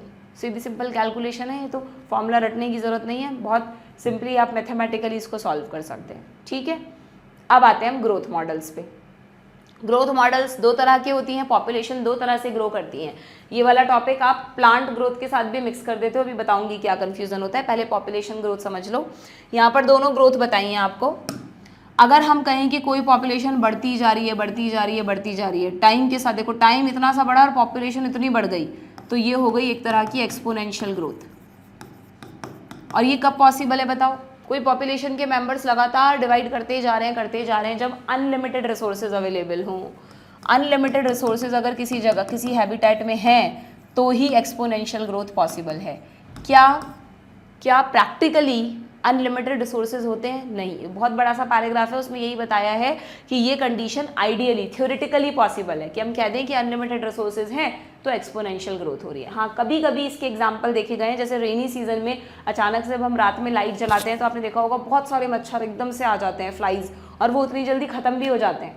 तो वो जो एकदम से सडन उनका नंबर बढ़ाना, एकदम से उनको फेवरेबल कंडीशंस मिल गई, वो एक्सपोनेंशियल ग्रोथ थी। लेकिन एक्सपोनेंशियल ग्रोथ में सर्वाइव करना बड़ा मुश्किल है, क्योंकि एक ही जगह पर एक ही समय में इतने सारे इंडिविजुअल्स आ जाएंगे तो सबको खाना मिलेगा ही नहीं, दे विल डाई। एक दूसरे से कॉम्पीट करके एक दूसरे को ही मार देंगे, ठीक है। तो this is called exponential growth. इसकी इक्वेशन याद रखनी है, इसके ग्राफ का शेप होता है J shape. Equation simply dn/dt is equal to rn, ये रही, ओके। इसकी लॉग फॉर्म ये रही, nt is equal to n0 ERT, E आ रहा है, एक्सपोनेंशियल को इंडिकेट कर रहा है, ठीक है। नाउ दूसरी कंडीशन में क्या होगा कि जो पॉपुलेशन है, आप देखो टाइम के साथ धीरे धीरे बढ़ रही थी, पहले धीरे धीरे बढ़ रही थी, एक टाइम के बाद अब और नहीं बढ़ सकती, स्टेबल हो गई, ठीक है। यानी इसको कहते हैं बच्चों लॉजिस्टिक ग्रोथ। लॉजिकली जो पॉसिबल है ज़्यादातर पॉपुलेशंस के साथ जो होती है, क्योंकि नेचर के पास लिमिटेड रिसोर्सेज हैं, तो जब एक पॉपुलेशन अपने मैक्सिमम साइज को अटेन कर लेती है उसके बाद वो बढ़ नहीं सकती, स्टेबल रहती है, ठीक है।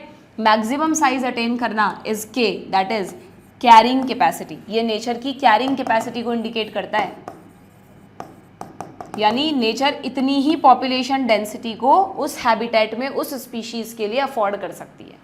हर स्पीशीज का के अलग अलग होगा, हर हैबिटेट में अलग अलग होगा। ह्यूमंस का हर हैबिटेट में के की वैल्यू अलग अलग होगी, लायंस की, चींटियों की, सबकी अलग अलग होगी। के की वैल्यू 2 पर डिपेंड करती है, हैबिटेट पर और स्पीशीज पर, ठीक है।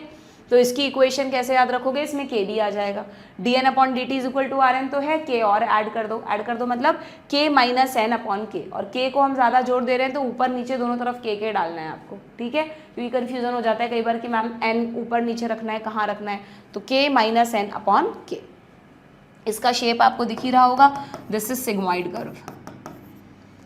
डन। इस इक्वेशन को वर्हल्स्ट-पर्ल लॉजिस्टिक ग्रोथ इक्वेशन भी कहते हैं, 2 साइंटिस्ट जिन्होंने इसको दिया था।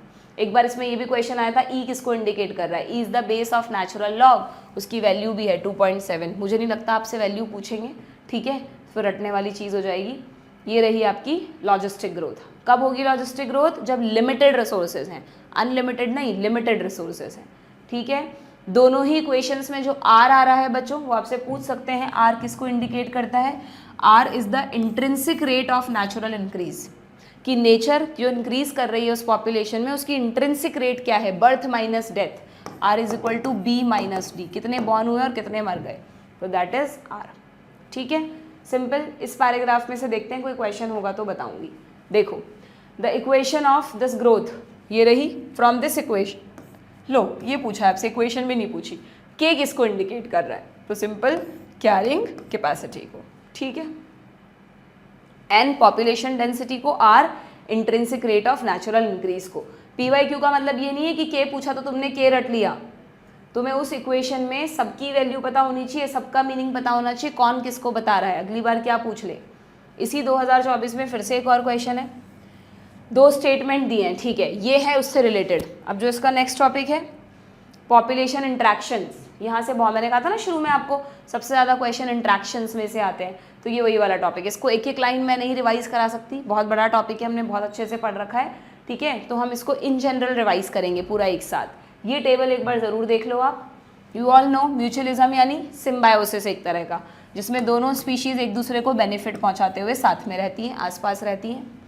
कॉम्पिटिशन ये वाला नहीं, ये कॉम्पिटिशन मतलब यहाँ पर क्या होता है कि जब कोई भी 2 स्पीशीज़ आपस में कॉम्पीट कर रही हैं, तो कॉम्पीट करने की वजह से क्या होता है बच्चों, दोनों को ही नुकसान होता है। आप कहेंगे नहीं मैम कंपटीशन में तो हम भी पार्टिसिपेट कर रहे हैं, नीट का एग्जाम दे रहे हैं, तो किसी को फ़ायदा किसी को नुकसान है, वो बात बिल्कुल ठीक है। युद्ध भी होता है अगर 2 देशों के बीच में, तो अल्टीमेटली एक जीतता है एक हारता है, लेकिन ड्यूरिंग कॉम्पिटिशन जब युद्ध चल रहा था तब तो दोनों ही देशों को लॉस हो रहा था ना। तो जनरली ऐसा मानते हैं इकोलॉजिस्ट कि अगर 2 स्पीशीज़ आपस में कॉम्पीट करती हैं तो दोनों की ही कुछ मेंबर्स को लॉस होता है।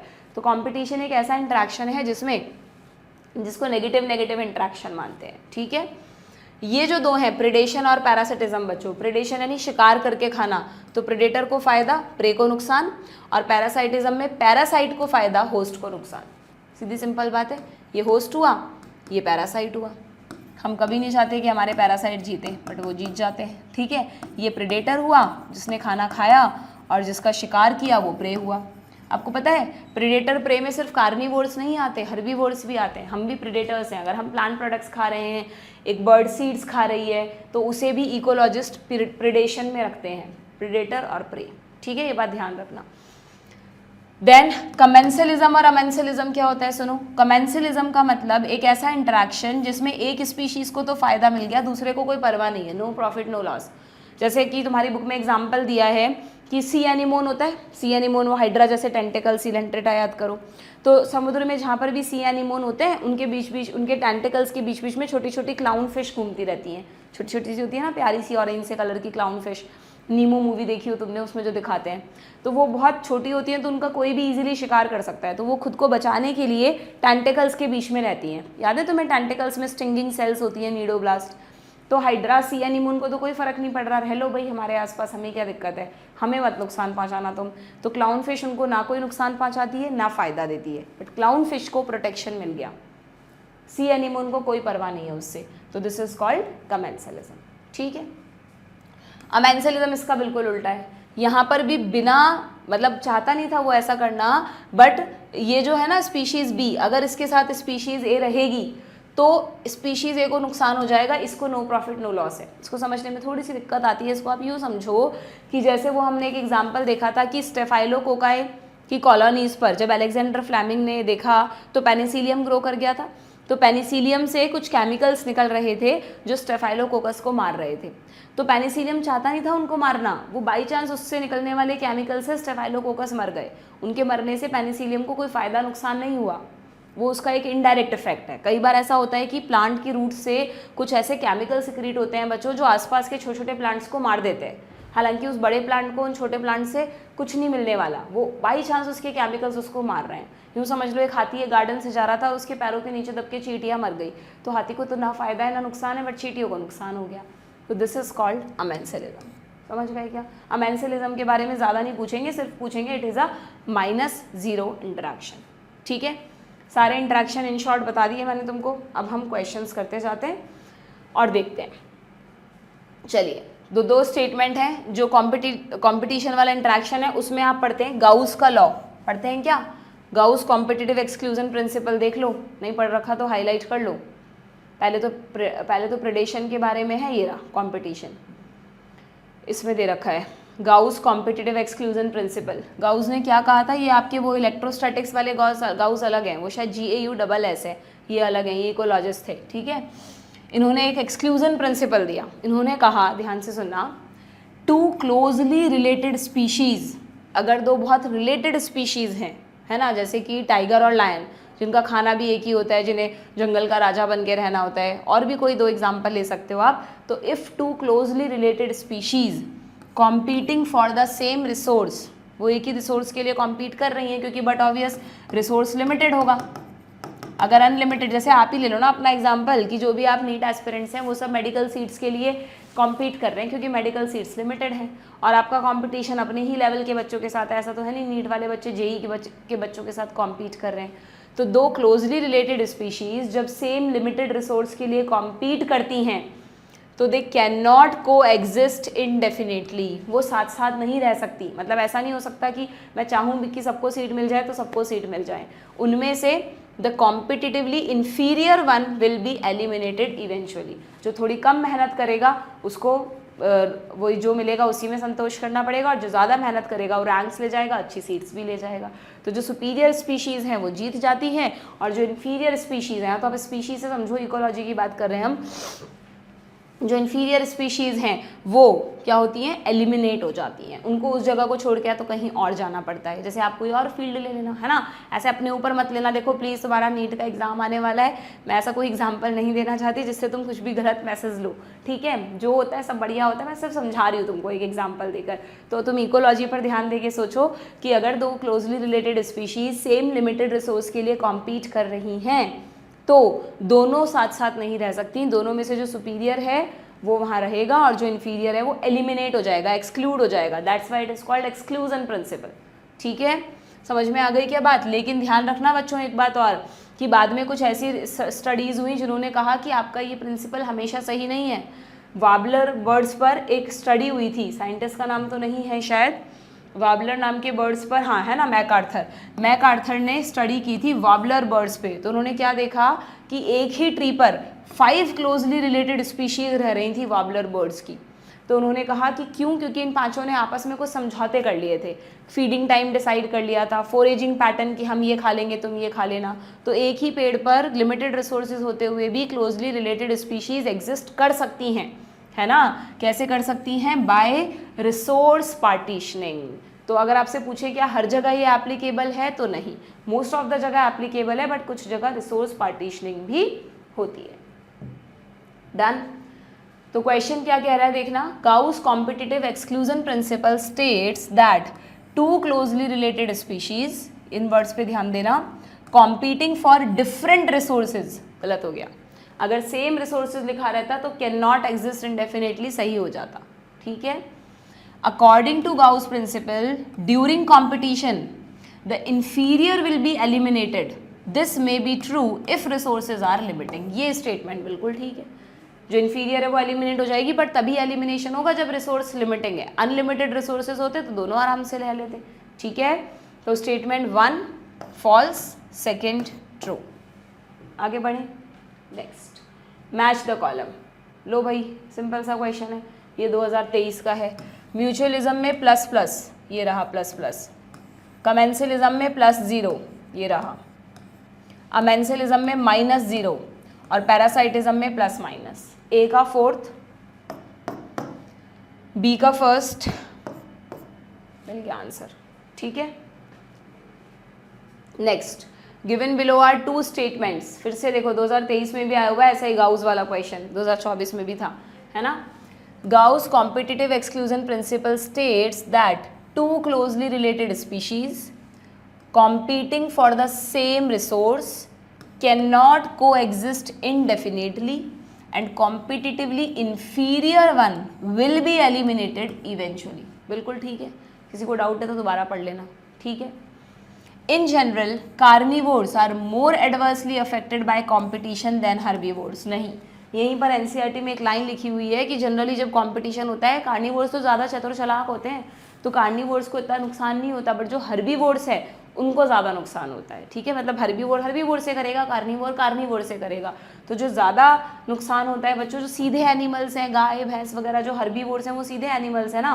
तो इन जनरल ये रहा, herbivores and plants appear to be more adversely affected by competition rather than carnivores. Simply मैंने आपको ट्रिक बता दी याद रखने के लिए, जो ज़्यादा चतुर चालाक है उनको कम नुकसान होगा, जो सीधे साधे उन्हें ज़्यादा नुकसान होगा, ठीक है। तो first correct, second false, option 1। Next, match the column, 2023 का क्वेश्चन है भाई, मैच द कॉलम है, करो। लॉजिस्टिक ग्रोथ, लॉजिस्टिक ग्रोथ क्या बताई थी मैंने आपको? अच्छा, लॉजिस्टिक ग्रोथ से एक चीज़ और याद आई, अभी मैं तुम्हें कह रही थी ना कि तुम लोग इस ग्राफ को मिक्स कर देते हो प्लांट वाले ग्रोथ के कर्व के साथ। सुन लो वो कहाँ मिक्सिंग करते हो तुम, वहाँ भी बताया था प्लांट ग्रोथ पढ़ाते हुए। जब हम प्लांट ग्रोथ में 2 तरह के कर्व पढ़ते हैं बच्चों, तो प्लांट ग्रोथ में हम पढ़ते हैं एक तो एरिथमेटिक ग्रोथ होती है ऐसे, ये एरिथमेटिक ग्रोथ थी, याद है? Arithmetic growth LT = L0 + RT, है ना, ऐसे था। और एक होती है एरिथमेटिक ग्रोथ के अलावा ज्योमेट्रिकल ग्रोथ, ज्योमेट्रिकल ग्रोथ में ऐसे था, ज्योमेट्रिकल ग्रोथ में ऐसे था, सिग्मॉइड कर्व आ जाता है, ये थी वहाँ पर, और ये थी वहाँ पर ज्योमेट्रिकल ग्रोथ। ज्योमेट्रिकल को वहाँ पे एक्सपोनेंशियल ग्रोथ भी कहते हैं, ये वहाँ पर सिग्मॉइड होती है, और यही तुम गड़बड़ करते हो। इसकी इक्वेशन थी W = W0 ERT, exponential multiply होता है। तो तुम क्या करते हो, यहाँ पे पॉपुलेशन में एक्सपोनेंशियल ग्रोथ है जे शेप, और प्लांट्स में एक्सपोनेंशियल ग्रोथ है ज्योमेट्रिकल, मतलब सिग्मॉइड, ठीक है ना। तो ये तुम्हें ध्यान रखना है, क्योंकि प्लांट्स में एरिथमेटिक ग्रोथ में तो एडिशन ऑफ सेल्स होता है, और ज्योमेट्रिकल ग्रोथ में मल्टीप्लिकेशन ऑफ सेल्स होता है, तो एकदम तेजी से नंबर बढ़ता है सेल्स का, ये एक्सपोनेंशियल फेज, फिर स्टेबिलिटी फेज आती है ना। तो आप प्लीज़ मिक्स मत करना, प्लांट्स ग्रोथ के वक्त एक्सपोनेंशियल ग्रोथ हो जाती है सिग्मॉइड, और पॉपुलेशन ग्रोथ के वक्त जो सिग्मॉइड है वो लॉजिस्टिक है, एक्सपोनेंशियल जे शेप है। जिसने लॉजिकली समझा है वो गलती नहीं करेगा, जिसने रटा है उसकी तो गलतियाँ हो सकती हैं। सो मैच द कॉलम करो भाई, लॉजिस्टिक ग्रोथ को किससे मैच करें बताओ, लॉजिस्टिक ग्रोथ को किससे मैच करें बताना। कब पॉपुलेशन पे आ जाओ, तो पॉपुलेशन में मैं तुम्हें कह रही हूँ एक्सपोनेंशियल ग्रोथ कब होगी, जब अनलिमिटेड रिसोर्सेज हैं, और लॉजिकली कौन सी होती है, जब लिमिटेड रिसोर्स होते हैं। तो बता दो, ये रहा लॉजिस्टिक को इससे, एक्सपोनेंशियल को इससे। एक्सपांडिंग एज पिरामिड और स्टेबल एज पिरामिड। स्टेबल कब होगा, जब बच्चे और यंगस्टर्स सेम है। एक्सपांडिंग कब होगा, जब प्री रिप्रोडक्टिव ज़्यादा है। सिंपल। तो ए का सेकंड सब में दिया है, बी का फर्स्ट, ये रहा एक ही में दिया है। चलो, A second, B first, C third and D fourth. Done. आगे बढ़ो। नेक्स्ट क्वेश्चन, इसमें क्या पूछा है देखो, इसमें आपसे मैच द कॉलम में पूछा है कि क्या करना है बच्चों यहाँ पे। अच्छा, ये क्वेश्चन है, सारे इंट्रैक्शन दे दिए, उनके सही एग्जाम्पल्स चूज करने हैं आपको। कर लो। Leopard and lion in a forest. एक ही फॉरेस्ट में लेपर्ड भी और लायन भी है, दो क्लोजली रिलेटेड स्पीशीज है, तो ये आपस में कॉम्पीट करेंगी, ये होना चाहिए इसका। A cuckoo laying egg in a crow's bird nest. ये पता है आपको, कहानी सुनी होगी कि जो कोयल है वो अपने अंडे जो है वो कौवे के घोंसले में देती है। तो क्रो कौवे में मेल फीमेल होता है, कुकू कोयल में भी मेल फीमेल होता है। ये अलग अलग स्पीशीज़ हैं, क्रो एंड कुकू, एक स्पीशीज़ के मेल फीमेल नहीं है। Crow is a different species जिसमें मेल है फीमेल है, cuckoo is a different species जिसमें मेल है और फीमेल है। ठीक है, तो जो फीमेल कुकू बर्ड है वो फीमेल क्रो के नेस्ट में अपने एग दे जाती है। क्यों? कुकू बर्ड अपने घोंसले ही नहीं बनाती, कोयल घोंसले नहीं बनाती, और जो क्रो है वहाँ पर अपने अंडे रख जाती है, क्योंकि दोनों का अंडों का दिखना जो पैटर्न है ना, जो दिखने में अपीयरेंस है, लेइंग टाइम है, सब कुछ सेम है। तो क्रो को, और वो कितनी चालाक होती है कुकू बर्ड कि जब वो पहले कई दिनों तक ऑब्जर्व करती रहती है कि क्रो कहाँ अपना घोंसला बना रही है ना, और जब वो मतलब खाना खाने के लिए जाती है अंडे देने के बाद अपना जो भी दाना वाना ढूंढने, तो चुपचाप कुकू बर्ड आती है और उसके अंडे गिरा के खुद के रख जाती है, क्योंकि अगर ज़रूरत नंबर ऑफ एग्स ज़्यादा होंगे तो फिर इतनी समझदारी तो बर्ड्स में भी वो पहचान लेगी। तो उसको क्या हुआ, नुकसान हो गया ना क्रो को, और कुकू को फ़ायदा हुआ। क्रो उन अंडों को अपने ही अंडे समझकर उनका ध्यान रखती है। जब उनमें से इनिशियल बर्ड्स निकलते हैं वो भी दिखने में दोनों के सेम हुए होते हैं, फिर बाद में जब वो बोलने लगते होंगे, उड़ने लगते होंगे, तब जाके पता चलता है। अब इनको पता चलता है या नहीं वो मुझे भी नहीं पता, ठीक है। But yes, this is called brood parasitism. ठीक है, ये एक अलग ही टाइप का पैरासिटिज्म है, एनसीईआरटी में दे रखा है। Fungi and root of a higher plant and mycorrhiza. बच्चों, mycorrhiza is a symbiosis, symbiosis mutualism हो गया, दोनों फायदा पहुंचाते हैं एक दूसरे को। ये पानी देता है, फंजाई इसको पानी देता है और प्लांट इसको खाना देता है। कैटल एग्रेट एंड कैटल, ये यहाँ नहीं आएगा, cattle एग्रेट and cattle in a field. आपने देखा है जो कैटल्स जब ग्रेजिंग करते हैं, है ना, घास वगैरह खाते हैं, तो उनके आसपास एक वाइट कलर के पक्षी घूमते रहते हैं, वो कैटल एग्रेट बर्ड्स हैं। वो क्या करते हैं, जब कैटल्स अपना खाना खाते हैं, घास वगैरह चरते हैं, तो जो इंसेक्ट्स होते हैं छुपे हुए घास में से, वो बाहर निकल के उड़ने लगते हैं और इधर उधर गिर जाते हैं, और वही एग्रेट बर्ड्स का खाना है, तो वो उनको खा जाते हैं। तो उन्हें ढूंढने की मेहनत नहीं करनी पड़ती, काउज वगैरह के साथ रहने से खाना अपने आप मिल जाता है। क्या इससे काऊ को कोई फ़ायदा है? क्या कोई नुकसान है? नहीं। तो ये कौन सा रिलेशन हुआ? कमेंसलिज्म। एग्रेट को खाना मिल गया, काऊ को नो प्रॉफिट नो लॉस। समझ गए? याद रहेगा? चलो। सो अरे वाह, यहाँ पे तो सीधा सीधा मैच हो गया, है ना। ऐसे क्वेश्चन में डाउट आता है बच्चों को, यार हम कोई गलती तो नहीं कर रहे। सीधा सीधा मैच कहाँ है? फर्स्ट सेकंड थर्ड फोर्थ, ये रहा फर्स्ट सेकंड थर्ड फोर्थ। जल्दीबाजी में मैं ये वाला टिक कर देती, हो जाती सारी गड़बड़। इतनी मेहनत से आंसर ढूंढा और वहाँ पे आप कर दोगे गड़बड़, ये नहीं होना चाहिए। देखें इस क्वेश्चन को, देखें। देन अभी तो होंगे इस चैप्टर में, तो थोड़े बहुत क्वेश्चंस तो होंगे अभी हमारे पास।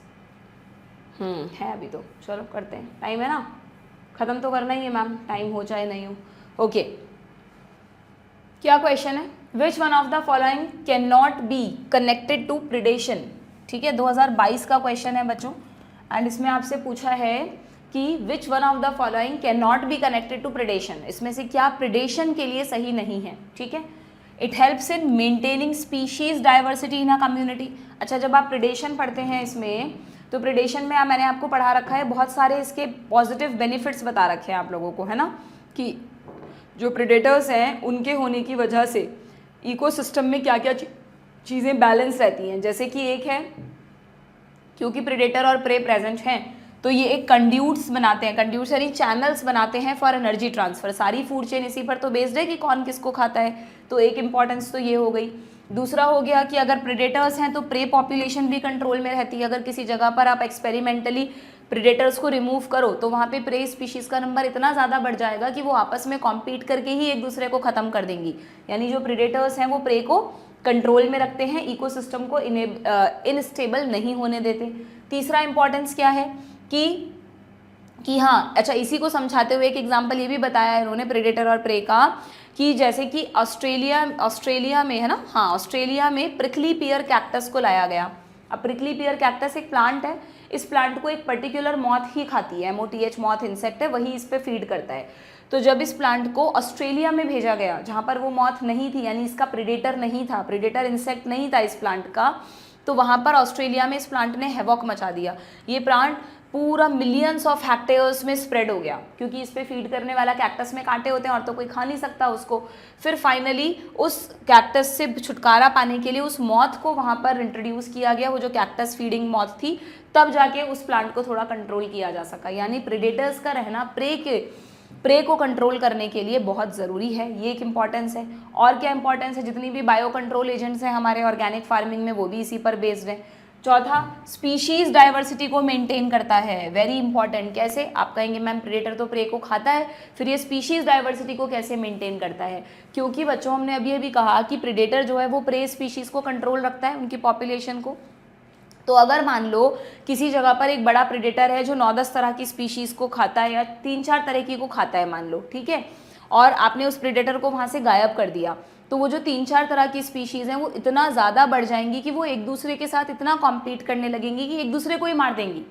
इंट्रा स्पेसिफिक कॉम्पिटिशन तो होता ही है, इंटर स्पेसिफिक कॉम्पिटिशन भी होता है।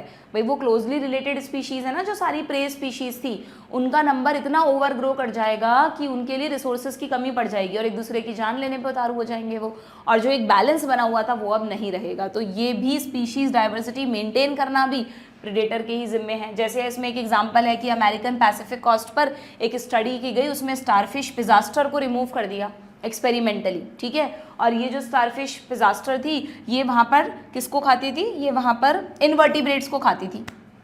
खुद भी पिजास्टर स्टारफिश है, इनवर्टिब्रेट है, बट ये कुछ दूसरे इनवर्टिब्रेट्स को खाती थी। तो जब उसको रिमूव किया उसके बाद more than 10 species of invertebrates became extinct with in a year. 1 साल के अंदर अंदर बहुत सारी स्पीशीज जो प्रे स्पीशीज थी वो एक्सटिंक्ट हो गई due to inter specific competition. ठीक है, क्लियर? तो प्रेडेटर्स कई सारी इंपॉर्टेंस रखते हैं, उसी पर बेस्ड एक क्वेश्चन था 2022 में। It helps in maintaining species diversity in a community, yes. It might lead to extinction of a species. अगर प्रेडेटर्स एक्सटिंक्ट होंगे तो प्रे भी एक्सटिंक्ट हो सकते हैं, हालांकि एक्सटिंक्शन से रिलेटेड एक बार मैं इस पर क्वेश्चन मार्क रख रही हूँ। Both the interacting species are negatively impacted. ये कह रहा है कि प्रेडेशन में दो जो इंटरैक्टिंग स्पीशीज हैं दोनों नेगेटिव होती हैं, नहीं, एक पॉजिटिव एक negative. It is necessitated by nature to maintain the ecological balance, yes. तो यानी सारे सही हैं, ये इनकरेक्ट है, हमें ये तो बताना था, which can not be connected to predation, so option 3। Next क्या है, 2022 का ही एक और क्वेश्चन है। While explaining interaction of population, plus is for benefit, minus is for detrimental. Detrimental का मतलब जिस पर नेगेटिव इफेक्ट हो रहा है, नेगेटिव को कहते हैं डेट्रीमेंटल, और जीरो न्यूट्रल के लिए है। So which interaction can be assigned for one species plus and minus for another species involve in the interaction. इतनी लंबी चौड़ी सी लैंग्वेज देकर वो सिंपली ये पूछ रहा है इनमें से कौन सा रिलेशन प्लस माइनस को बताता है। तो प्लस माइनस में दो हैं, एक प्रेडेशन एक पैरासिटिज्म। तो आप देख लो यहाँ पर क्या दे रखा है, दोनों नहीं देंगे, या तो प्रेडेशन देंगे या पैरासिटिज्म देंगे अगर इस तरह का क्वेश्चन होगा तो। ठीक है, आगे बढ़े। नेक्स्ट क्या है, ये लो देखो, बर्थ रेट और डेथ रेट पे क्वेश्चन आया हुआ है। If 8 Drosophila in a laboratory population of 80, 8 out of 80 died, तो आपको टोटल नहीं देखना, 8 आउट ऑफ 80 डाइड, तो सिंपली आपको डेथ रेट मिल जाएगी during a week. The death rate is कितना हो जाएगा, वही 0.1। ठीक है, 0.1, ये रहा ऑप्शन 1। देखो ये भी दिया है तुम्हें कंफ्यूज करने के लिए। ओके, आगे बढ़े। Next, in spite of interspecific competition in nature, which mechanism the competing species might have evolved for their survival। ये कह रहा है कि वैसे तो दो स्पीशीज़ के बीच में कंपटीशन होता ही है, बट इनमें से वो कौन सा मैकेनिज्म है जिससे दोनों स्पीशीज सर्वाइव कर सकती हैं। तो अभी हमने देखा था रिसोर्स पार्टीशनिंग। ठीक है, नेक्स्ट, यहाँ पर एक टर्म दी है कॉम्पिटिटिव रिलीज, ये क्या होता है बच्चों, ये भी आपको कॉम्पिटिशन वाले पैराग्राफ में ही समझाया हुआ है। अभी जो हमने गाउस का प्रिंसिपल देखा था ना, कहाँ गया ये गाउस का प्रिंसिपल, इसके जस्ट ऊपर एक पैराग्राफ है, इसमें आपको कॉम्पिटिटिव रिलीज टर्म समझाई है, देख लेना ढंग से। कॉम्पिटिटिव रिलीज का मतलब होता है कि जब दो क्लोजली रिलेटेड स्पीशीज साथ साथ में रहती हैं तो उन दोनों में से जो सुपीरियर वाली है बट ऑब्वियस वो ज़्यादा डोमिनेट कर रही है, इन्फीरियर वाली को मौका ही नहीं मिल रहा। अगर बाई चांस हम सुपीरियर वाली को उस एरिया से हटा दें तो इन्फीरियर वाली का नंबर एकदम से बढ़ने लगेगा, या अगर सुपीरियर वाली वहाँ पर बनी रहेगी तो सबसे ज़्यादा नंबर किसका बढ़ेगा, सुपीरियर का बढ़ेगा। तो कॉम्पिटिटिव रिलीज का मतलब कि जब दो कॉम्पिटिंग स्पीशीज हैं उनमें से एक ही तेजी से बढ़ती है, that is called competitive release. ठीक है, यहाँ पर दे रखा है, जैसे एक एग्जाम्पल समझा है इसमें, बार्नेकल्स का एग्जाम्पल है बच्चों, ये है ना, बार्नेकल्स का एग्जाम्पल है, कहाँ गया, ये रहा, कॉर्नेल्स ने किया था, ये सब साइंटिस्ट के नाम नहीं पूछेंगे आपसे, स्कॉटलैंड में, ये रहा बार्नेकल्स। बार्नेकल्स क्या होते हैं, बिल्कुल जैसे छोटे छोटे पत्थर की तरह दिखने वाले आर्थ्रोपोड्स होते हैं बच्चों, ये है ना, बिल्कुल ऐसे आप बार्नेकल्स को गूगल कर देखना, मैंने लेक्चर में तो सारे फोटोज आपको दिखाए हैं, ऐसे लगेगा छोटे छोटे पत्थर के टुकड़े पड़े हुए हैं, इसलिए रॉक्स पर रहते हैं जिससे इनको कोई पहचान ना सके। नेचर ने भी क्या गजब गजब स्पीशीज़ बनाई हैं। तो बार्नेकल्स में दो बार्नेकल्स हैं, एक सुपीरियर है एक इन्फीरियर है। सुपीरियर वाले का नाम है बेलेनस, इन्फीरियर वाले का नाम है कैथेमेलस। बी पहले आता है सी बाद में आता है, तो सुपीरियर और इन्फीरियर को आप याद रख सकते हैं। ठीक है, तो इसमें लिखा है जो सुपीरियर है they dominate the intertidal area and exclude the smaller barnacles. अगर ऐसा हो जाए कि हम इन्फीरियर को हटा देंगे, सॉरी सुपीरियर को हटा देंगे तो इन्फीरियर वाले तेजी से बढ़ सकते हैं। ठीक है, क्लियर। तो कॉम्पिटिटिव रिलीज टर्म पे कोई क्वेश्चन आता है तो देख लेना। देन अमेंसिलिज्म, अमेंसिलिज्म अभी बताया था मैंने, एक को नुकसान दूसरे को नो प्रॉफिट नो लॉस, यानी -0 रिलेशनशिप, प्लीज ध्यान रखना। कमेंसिलिज्म +0, अमेंसिलिज्म -0 रिलेशनशिप। ठीक है, in the exponential growth equation E represent, मैंने कहा था ना एक साल में क्वेश्चन आया था, देखो 2021 कोविड ईयर में ही आया था। ई किसको इंडिकेट करता है, बेस ऑफ नेचुरल लॉग, ये रहा, कितने मिलते जुलते से ऑप्शन दिए। वैसे फिजिक्स में तुम थोड़ा बहुत तो करते ही हो, तो ई सबको पता है, base of natural law, which is not an attribute of a population. बच्चों इनमें से कौन सा पॉपुलेशन का एट्रीब्यूट नहीं है, तो देखो सेक्स रेशो, मोर्टेलिटी यानी डेथ रेट, नेटालिटी यानी बर्थ रेट, ये सब तो हैं ही। Species interaction is not an attribute of a population, क्यों, स्पीशीज इंटरैक्ट भी तो करती है, अच्छा उसको हम एज एन एट्रीब्यूट नहीं पढ़ते, मतलब पॉपुलेशन, हाँ हाँ सही तो है बच्चों, क्योंकि एक पॉपुलेशन में कोई एक ही स्पीशीज के मेंबर्स होंगे, तो आप स्पीशीज इंटरैक्शन कहाँ से देखोगे। एक पॉपुलेशन को स्टडी करते वक्त तो एक ही स्पीशीज में इंट्रा स्पेसिफिक कॉम्पिटिशन देख सकते हो, बट इंटर स्पीशीज इंटरैक्शन नहीं देख सकते। So that's why option 4। ठीक है, नेक्स्ट क्या है, कार्निवोरस एनिमल्स ऑक्यूपाई, जैसे कि lion, leopards occupy the same niche, but lions predate mostly large animals and leopards take smaller one. कह रहा है कि एक ही एरिया में रहते हैं बट लायन बड़े एनिमल्स का शिकार करता है, लेपर्ड थोड़े छोटे का करता है। This mechanism of competition is referred as, तो आप इसको क्या कहेंगे बताओ, बहुत ईजी है, लैंग्वेज पढ़ के घबराओ नहीं, बहुत ईजी है। This is called resource partitioning, कि ठीक है हम दोनों कार्निवोरस हैं, दोनों को बड़े और एनिमल्स को शिकार करके खाना है, मैं बड़े वालों को खा लूँगा, तुम छोटे वालों को खा लो। This is again the example of resource partitioning. ठीक है, ये दोनों टर्म्स आपके कोर्स में नहीं है, ना ही आपको पढ़नी है। नेक्स्ट क्या है, between which among the following the relationship is not an example of commensalism. इसमें आपको बताना है कौन सा कमेंसलिज्म का एग्जाम्पल नहीं है। एक बार अच्छे से कमेंसलिज्म के सारे एग्जाम्पल्स हाईलाइट कर लो, बहुत क्वेश्चन आने के चांसेस रहते हैं कमेंसलिज्म पर। कौन कौन से एग्जाम्पल ध्यान रखोगे कमेंसलिज्म में, तुम अभी बताया मैंने, एक तो याद रखोगे कैटल एग्रेट एंड कैटल्स का, दूसरा याद रखोगे क्लाउन फिश और सी एनीमोन का बताया था अभी मैंने आपको, ये रहा सी एनीमोन एंड क्लाउन फिश का हो गया। एक और याद रखना, अभी जो बार्नेकल्स बता रही थी मैं तुम्हें, तो बार्नेकल्स आपस में तो कॉम्पीट करते ही हैं बच्चों, बार्नेकल्स वेल की बॉडी पे भी चिपक जाते हैं। तो वेल तो भाई समुद्र का सबसे बड़ा एनिमल है, उसको तो कोई खाने आएगा नहीं, तो उसकी बॉडी पर बार्नेकल्स चिपके रहते हैं, तो उनको भी प्रोटेक्शन मिल जाता है। वेल को ना प्रॉफिट है ना लॉस है, तो बार्नेकल्स ऑन वेल ये भी कमेंसलिज्म में आएगा। बार्नेकल्स ऑन वेल, दिख नहीं रहा मुझे, बार्नेकल्स ऑन वेल कहाँ गया, यहीं तो लिख रहा था, ये रहा, barnacles growing on the back of a whale, ये भी कमेंसलिज्म है। और एक चौथा एग्जाम्पल जो प्लांट्स का एग्जाम्पल है बच्चों, orchids on the mango branch. आपने कई बार देखा है जो बड़े बड़े मैंगो ट्रीज होते हैं उन पर छोटे छोटे प्लांट्स उग जाते हैं। वो जो प्लांट के ऊपर अगर प्लांट उगता है तो ऐसे प्लांट को एपीफाइट कहते हैं। तो वो छोटे प्लांट क्या होते हैं, वो ऑर्किड्स के प्लांट होते हैं, क्योंकि ऑर्किड्स को ना सिर्फ एक बेस चाहिए होता है, तो वो बड़े मैंगो ट्रीज पर उग जाता है। अब आप सोचेंगे कि मैम अगर उस पर उग रहा है तो उसी से न्यूट्रिशन लेता होगा, नहीं, ग्रीन है ऑर्किड तो खुद का खाना तो खुद बना लेगा।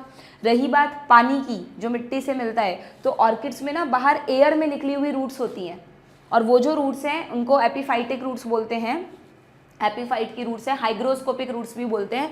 जो एयर में ह्यूमिडिटी है उसको वो एब्जॉर्ब करती रहती है, बस इतने पानी से ऑर्किड्स का काम चल जाता है। तो मैंगो से ना पानी लिया ना खाना लिया, तो ये कैसा रिलेशन हुआ, कमेंसलिज्म। बट अगर मैंगो पे कस्कूटा की बेल उग जाए तो कस्कूटा पूरे मैंगो ट्री को सुखा के रख देगी, तो फिर वो पैरासिटिज्म हुआ। वहाँ पे कस्कूटा पैरासाइट हुआ, मैंगो होस्ट हुआ उसका, ठीक है, ध्यान रखनी है ये चीज़ आपको। तो ये 4 एग्जाम्पल्स आपको कमेंसलिज्म में याद रखने हैं जो आपके एनसीईआरटी में दिए हैं, है ना। एक बारनेकल से मुझे एक और एग्जाम्पल याद आ रहा है जो पैरासिटिज्म में दिया है बच्चों, कॉपीपोड्स। कॉपीपोड्स भी अगेन छोटे छोटे आर्थ्रोपोड्स होते हैं, और ये ना मरीन फिशेस की बॉडी पर चिपके रहते हैं और उनको नुकसान पहुंचाते हैं, उनसे जो भी नरिशमेंट वगैरह लेते हैं। सो दे आर एक्टोपैरासाइट्स, ठीक है। ये सब ऐसे जो मिलते जुलते एग्जाम्पल हैं, आप नीट में मिक्स ना कर दें, इसलिए मैं साथ में बता रही हूँ। सो नॉट एन कमेंसलिज्म, इनमें से क्या कमेंसलिज्म नहीं है, कैटल एग्रेट, सी एनिमोन, ये रहा। Wasp and fig, wasp and fig तो आपको पता होगा, पॉलिनेशन में भी बताया था। ये वास्प एक इंसेक्ट है, फिग तो प्लांट है ही, ट्री है ही। तो वास्प के जो इंसेक्ट्स हैं वो फिग का जो इन्फ्लोरेसेंस है उसमें अपने अंडे देते हैं, ओविपोजिशन साइट, उनके अंडे अंदर ही बढ़ते हैं, अंदर ही लार्वी बनते हैं। तो जो फिग का फ्रूट होता है, अंजीर का फ्रूट, जब उसे आप काटोगे तो उसमें बहुत सारे कीड़े निकलते हैं, वो वास्प के कीड़े हैं। और जब वास्प फिग पे घूमता है तो फिग का पॉलिनेशन हो जाता है। तो यहाँ पर दोनों पॉजिटिव पॉजिटिव यानी म्यूचुअलिज्म, प्लांट पॉलिनेटर सारे म्यूचुअलिज्म में आएंगे, ठीक है। नेटैलिटी रेफर्स टू, देखो कंफ्यूज मत हो जाना, नेटल, प्रीनेटल, पोस्टनेटल प्रेगनेंसी से रिलेटेड है तो birth rate, mortality, death rate. Which plant show a very close relationship with the species of moth, एक मिनट रुको, इस क्वेश्चन में ये भी है। Number of individual leaving the habitat, E migration, entering the habitat, immigration, आई, और वो ऊपर वाला ई। Which plants show a very close relation with the species of moth where none of the two can complete its life cycle without the other। तो यक्का and moth का relationship plant pollinator में भी पढ़ा था, इस चैप्टर में भी दे रखा है। दोनों, ये मॉथ ही सिर्फ इस यक्का को पॉलिनेट करता है और यक्का में ही मॉथ के एग्स जिंदा रह सकते हैं। इतना स्ट्रॉन्ग रिलेशन बन चुका है इन दोनों में, ठीक है। इसको वो भी कहते हैं बच्चों, को इवोल्यूशन भी देखा गया है। जो 2 स्पीशीज एक दूसरे के बिना जिंदा नहीं रह सकती, उनमें ये भी देखा गया है कि अगर एक में इवोल्यूशन हुआ तो दूसरे को भी इवॉल्व होना पड़ेगा। पता लगा इसमें चेंजेस आ गए, उसमें हुआ ही नहीं, तो फिर इनका जो लाइफ साइकिल है वो कंप्लीट नहीं कर पाएंगे ये, इसको कहते हैं को इवोल्यूशन, ठीक है। Next, in a growing population of a country, growing population अगर है, एक्सपांडिंग, तो क्या कहा था मैंने, बच्चे सबसे ज़्यादा है। Pre reproductive are more than the reproductive, yes, वैसे आंसर मिल गया हमें, सारे ऑप्शंस पढ़ने की नीड नहीं है। स्टेबल होता तो हम बोलते दोनों इक्वल हैं, और अगर डिक्लाइनिंग होता तो हम बोलते प्री लेस हैं इससे, okay. Which interaction is widely used in medical science for the production of antibiotics, antibiotic production के लिए क्या यूज होता है बताओ, एंटीबायोटिक प्रोडक्शन के लिए क्या यूज होता है, अभी एग्जांपल दिया था मैंने तुम लोगों को, 2018 का क्वेश्चन है, अमेंसेलिज्म। मैंने कहा ना कि एक कल्चर पे बैक्टीरिया ग्रो कर रहे थे, वहाँ पे फंजाई को ग्रो करके देखा तो इनके केमिकल से ये मर रहे थे, ठीक है। देखो बाकी तो कुछ बैठ भी नहीं रहा अगर तुम्हें कन्फ्यूजन हो, कमेंसलिज्म तो है नहीं, यहाँ पर बैक्टीरिया को तो डेफिनेटली नुकसान हो रहा है, तो बैक्टीरिया तो नेगेटिव में है। और क्या फंजाई को, इनको नुकसान पहुँचाने से कोई फ़ायदा है, बिल्कुल नहीं। क्या कोई नुकसान है, बिल्कुल नहीं। तो ये कैसा रिलेशनशिप हुआ, अमेंसलिज्म, ठीक है। भाई फंजाई उससे कोई नरिशमेंट थोड़ा ले रहा है बैक्टीरिया से कि आप उसको पैरासाइट कहोगे, म्यूचुअलिज्म तो वैसे भी नहीं है। डन, तो अमेंसलिज्म में ये एग्जाम्पल ऐड कर देना तुम, ठीक है, ये वाला एंटीबायोटिक्स वाला, फंजाई एंड बैक्टीरिया। या ज़रूरी नहीं है फंजाई एंड बैक्टीरिया, ये भी एक बैक्टीरियल स्पीशीज़ भी हो सकती है जो एक केमिकल बना रही है जिससे दूसरे बैक्टीरिया मर रहे हैं। तो एंटीबायोटिक्स, एंटीबायोटिक्स हमें फंजाई से भी मिलती हैं, एंटीबायोटिक्स हमें बैक्टीरियल स्पीशीज़ से भी मिलती हैं, ओके। एसिम्प्टोट, एसिम्प्टोट फेज किसे कहते हैं लॉजिस्टिक ग्रोथ कर्व में, एसिम्प्टोट से कंफ्यूज मत होना, जो स्टेशनरी फेज आती है ना, यानी जिसमें कोई सिम्टम नहीं है, मतलब जिसमें कुछ दिख नहीं रहा आपको चेंज होता हुआ, क्योंकि कर्व एकदम स्टैटिक हो गया है। तो एसिम्प्टोट इज ऑब्टेन्ड व्हेन, अच्छा अब यहाँ पे कैसे करोगे भाई बताओ इसको, चलो बताते हैं, देखो इसकी इक्वेशन पे जाओ, अगर ये कह रहा है, कहाँ है हम, प्रेडेशन इंटरेक्शन से पहले है, ये कह रहा है कि एसिम्प्टोट, ये देखो यहाँ पे लिखा हुआ है, फाइनली एसिम्प्टोट फेज आएगी when the population density reaches the carrying capacity. तुम खुद देख लो, पॉपुलेशन डेंसिटी जब कैरिंग कैपेसिटी के बराबर हो जाएगी तो क्या होगा, तो ग्रोथ होना बंद हो जाएगा, यानी एक तरह से k और n बराबर हो जाएं, k और n बराबर हो जाएं बच्चों, तो k माइनस n 0 हो जाएगा, 0 को डिवाइड करोगे तो ये 0, 0 को इससे मल्टीप्लाई करोगे तो ये 0, यानी अब dn अपॉन dt 0 हो गया, यानी अब ग्रोथ नहीं हो रही, अब सेम ही रहेगी फेज, है ना। तो क्या करें, इसका आंसर ये रहा, लिखा हुआ है, बिल्कुल एनसीईआरटी से उठाकर क्वेश्चन बनाया है इन्होंने, पर उन्होंने इक्वेशन की फॉर्म में दे दिया।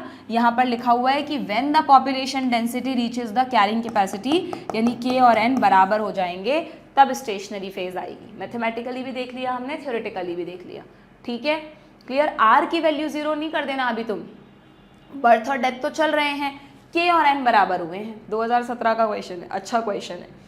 नेक्स्ट क्या है, माइकोराइजा किस में रख दें बच्चों, सिम्बायोसिस यानी म्यूचुअलिज्म में रख दो।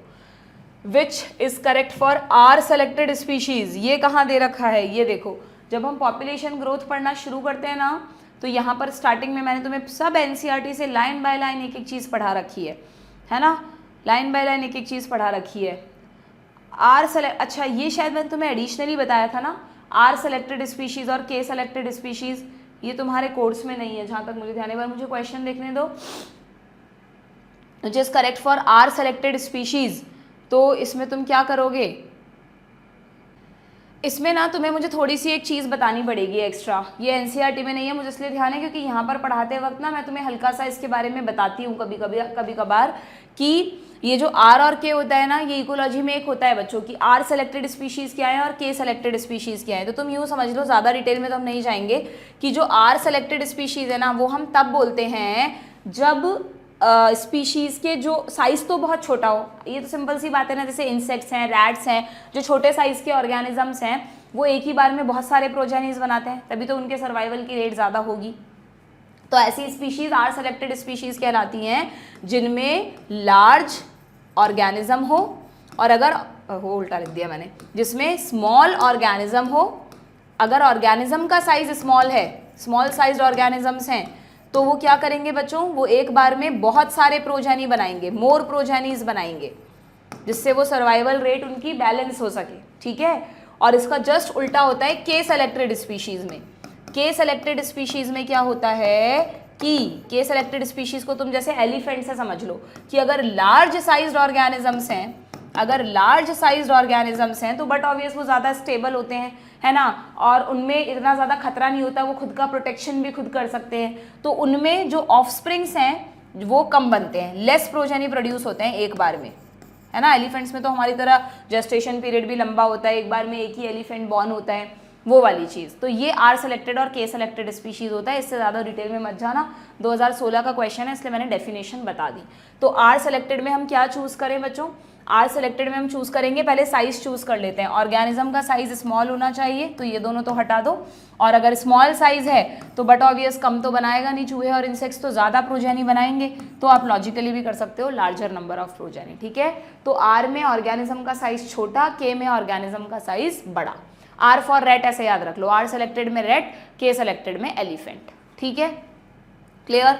देन नेक्स्ट क्या है, if plus sign is assign to this, ये हमेशा ऐसा लिख देते हैं कंफ्यूज करने के लिए, आपको सीधा ये पढ़ना है प्लस माइनस किसको रेफर करेगा, एक को फायदा है दूसरे को नुकसान, वही प्रेडेशन और पैरासिटिज्म हो गया, तो प्रेडेशन नहीं दिया तो पैरासिटिज्म, अभी सेम ऐसा क्वेश्चन हमने किया था, ठीक है।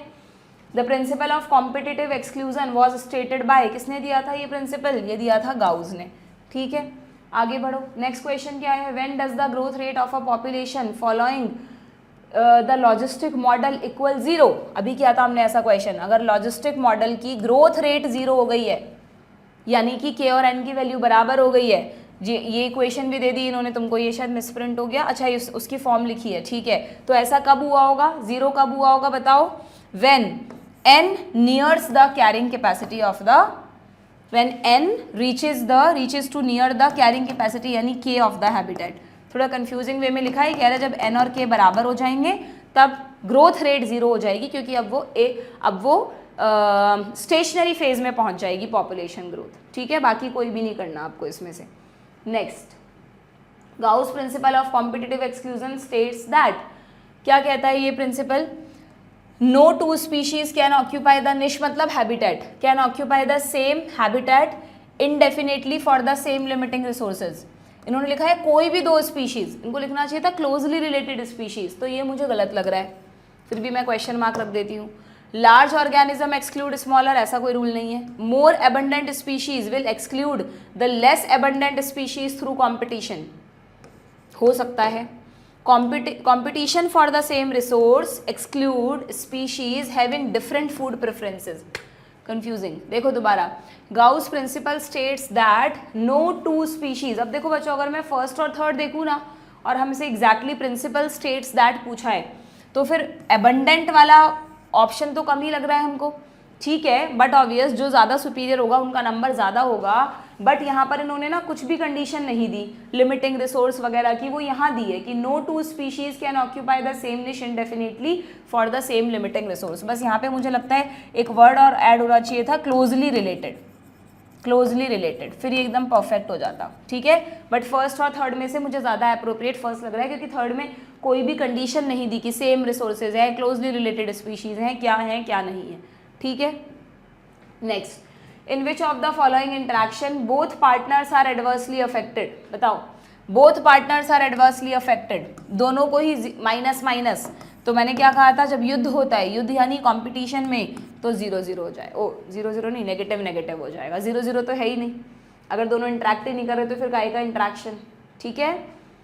The following graph depict changes in two population of herbivores in a grassy field, ठीक है भाई, एक अलग तरह का क्वेश्चन है, दो हर्बीवोर्स है, एक की पॉपुलेशन ऐसे बढ़, क्या है ये, नंबर ऑफ ऑर्गेनिज्म, एक की पॉपुलेशन ऐसे बढ़ रही है और एक की कम हो गई, टाइम के साथ एक कम हो गया एक बढ़ गया, तो ये कह रहा है कि a possible reason for these changes is, देखते हैं, population A produce more offspring, गलत, ए की तो कम हुई है। Population A consumed the members of B, A अगर बी को खा जाते तो भी किसकी कम होती, बी की कम होती। Both plant population in this habitat decrease, वो तो हो ही नहीं रहा। And population B competed more successfully, B ने कॉम्पिटिशन जीत लिया है for food then population A, इसलिए बी बढ़ गया ए कम हो गया, सिंपल। तो आपको ऐसा नहीं क्वेश्चन देखते यार हमने तो पढ़ा ही नहीं है, पता नहीं हमसे होगा या नहीं होगा, एक बार पूरा क्वेश्चन पढ़ने की हैबिट होनी चाहिए, ऊपर से लेकर नीचे तक दिमाग चलते रहना चाहिए, तो कई क्वेश्चन टफ दिखते हैं लेकिन बहुत ईजिली सॉल्व हो जाते हैं, ठीक, ये तो हमने कर ही लिया था।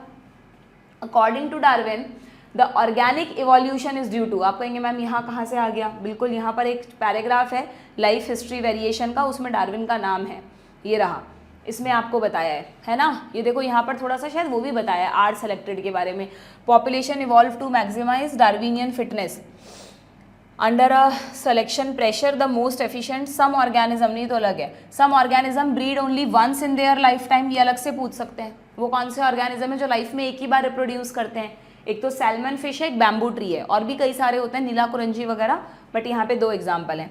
और जो कई बार ब्रीड करते हैं बच्चों वो है मोस्ट बर्ड्स एंड मैमल्स, इसमें भी कई सारे हैं, ये रहा गया देखो।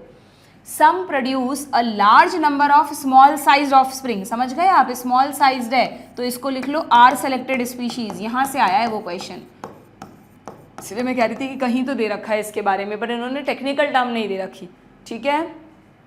While others produce a small number of large size offspring, अगर लार्ज साइज है ऑफस्प्रिंग का तो वो क्या हुए, तो वो के सेलेक्टेड स्पीशीज हुई, ठीक है। जो के सेलेक्टेड मतलब एक तरह से वो नेचर की कैरिंग कैपेसिटी पर ज़्यादा डिपेंड करेंगे, ओके।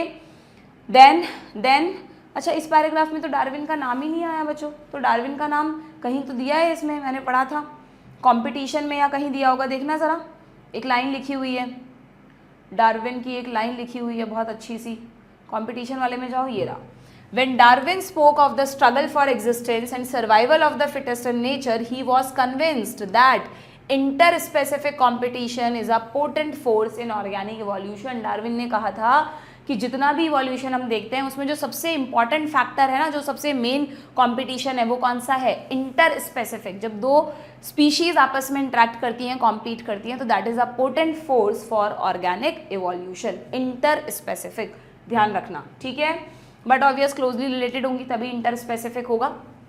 तो ये बोल रहा है कि ऑर्गेनिक इवोल्यूशन क्यों होगा, ऑर्गेनिक इवोल्यूशन क्यों होगा बच्चों, ये रहा इंटर स्पेसिफिक कंपटीशन की वजह से। हालांकि अब यहाँ पे उन्होंने दोनों दे दिए, competition with in closely related species या इंटर स्पेसिफिक, तो हमें एग्जैक्टली एनसीईआरटी से उठाना है इंटर स्पेसिफिक कंपटीशन। ठीक है, ये नहीं देना चाहिए था इन्हें ऑप्शंस में, बट दे दिया तो फिर ठीक है। चलिए आगे देखो, besides paddy field cyanobacteria are also found inside vegetative part of, ये मिक्स क्वेश्चन है, यहाँ कहाँ से आ गया, साइनोबैक्टीरिया बीजीए कहाँ मिलते हैं, साइकस की कॉरिलॉइड रूट्स में, साइकस। ठीक है, क्लियर, ये इस चैप्टर का नहीं होना चाहिए था। a sedentary sea anemone get attached to the shell lining of hermit crab, the association is, ये कहाँ से आ गया, ये 2013 में थोड़ा सा आउट ऑफ एनसीईआरटी पूछा था बच्चों, और इस क्वेश्चन को लेकर थोड़े से इश्यूज भी हैं, क्योंकि ये मैंने देखा था अलग अलग बुक्स में अलग अलग लिखा है, मैं तुम्हें बता देती हूँ उनका क्या रिलेशन है दोनों का। सी एनिमोन तो वही टेंटिकल्स वाला, तो ये जो सी एनिमोन है क्लाउन फिश के साथ तो ये क्या कर रहा था, इसको कोई फर्क नहीं पड़ रहा था, क्लाउन फिश को ये प्रोटेक्शन दे रहा था। यहाँ उल्टा है, यहाँ पे हर्मिट क्रैब, क्रैब एक बड़ा है इससे तो बट ऑब्वियस आर्थ्रोपोडा में आता है, ये तो सिलेंट्रेटा में ही है, तो क्रैब की बॉडी के ऊपर सी एनिमोन चिपक जाता है। ठीक है, अब क्रैब जहाँ जहाँ घूमता है उसके साथ साथ सी एनिमोन भी घूमता है, क्योंकि सी एनिमोन बहुत ही आलसी टाइप का, सेडेंट्री टाइप का, इसको घूमना फिरना खुद से नहीं पसंद, जैसे हाइड्रा होता है वैसे, अगर वो मेड्यूसा स्टेज होती तो वो स्विम कर लेती, बट ये तो सिलेंड्रिकल है ना, पॉलिप जैसा होता है, तो ये सेडेंट्री है, तो इसको खुद घूमना नहीं पसंद, अब घूमेगा नहीं तो खाना कहाँ से मिलेगा, तो ये हर्मिट क्रैब की बॉडी पर चिपका रहता है और हर्मिट क्रैब के साथ सब जगह घूमता रहता है। ठीक है, हर्मिट क्रैब जो भी खाना खाता है उसके जो लेफ्ट ओवर्स रह जाते हैं उन्हीं को सी एनिमोन खा के काम चला लेता है। ठीक है, तो कुछ बुक्स तो कहती हैं कि यार हर्मिट क्रैब को इससे कोई फायदा नहीं है, कोई नुकसान नहीं है, और इसको इससे फायदा मिल गया तो ये कमेंसलिज्म का एग्जांपल हुआ। ठीक है, बट कुछ बुक्स में ये भी लिखा हुआ है कि जो सी एनिमोन के स्टिंगिंग टेंटिकल्स हैं उसकी वजह से हर्मिट क्रैब को प्रोटेक्शन भी मिल जाता है, यानी हर्मिट क्रैब, वैसे तो हर्मिट क्रैब खुद को भी प्रोटेक्ट कर सकता है, बट स्टिल सी एनिमोन की प्रेजेंस की वजह से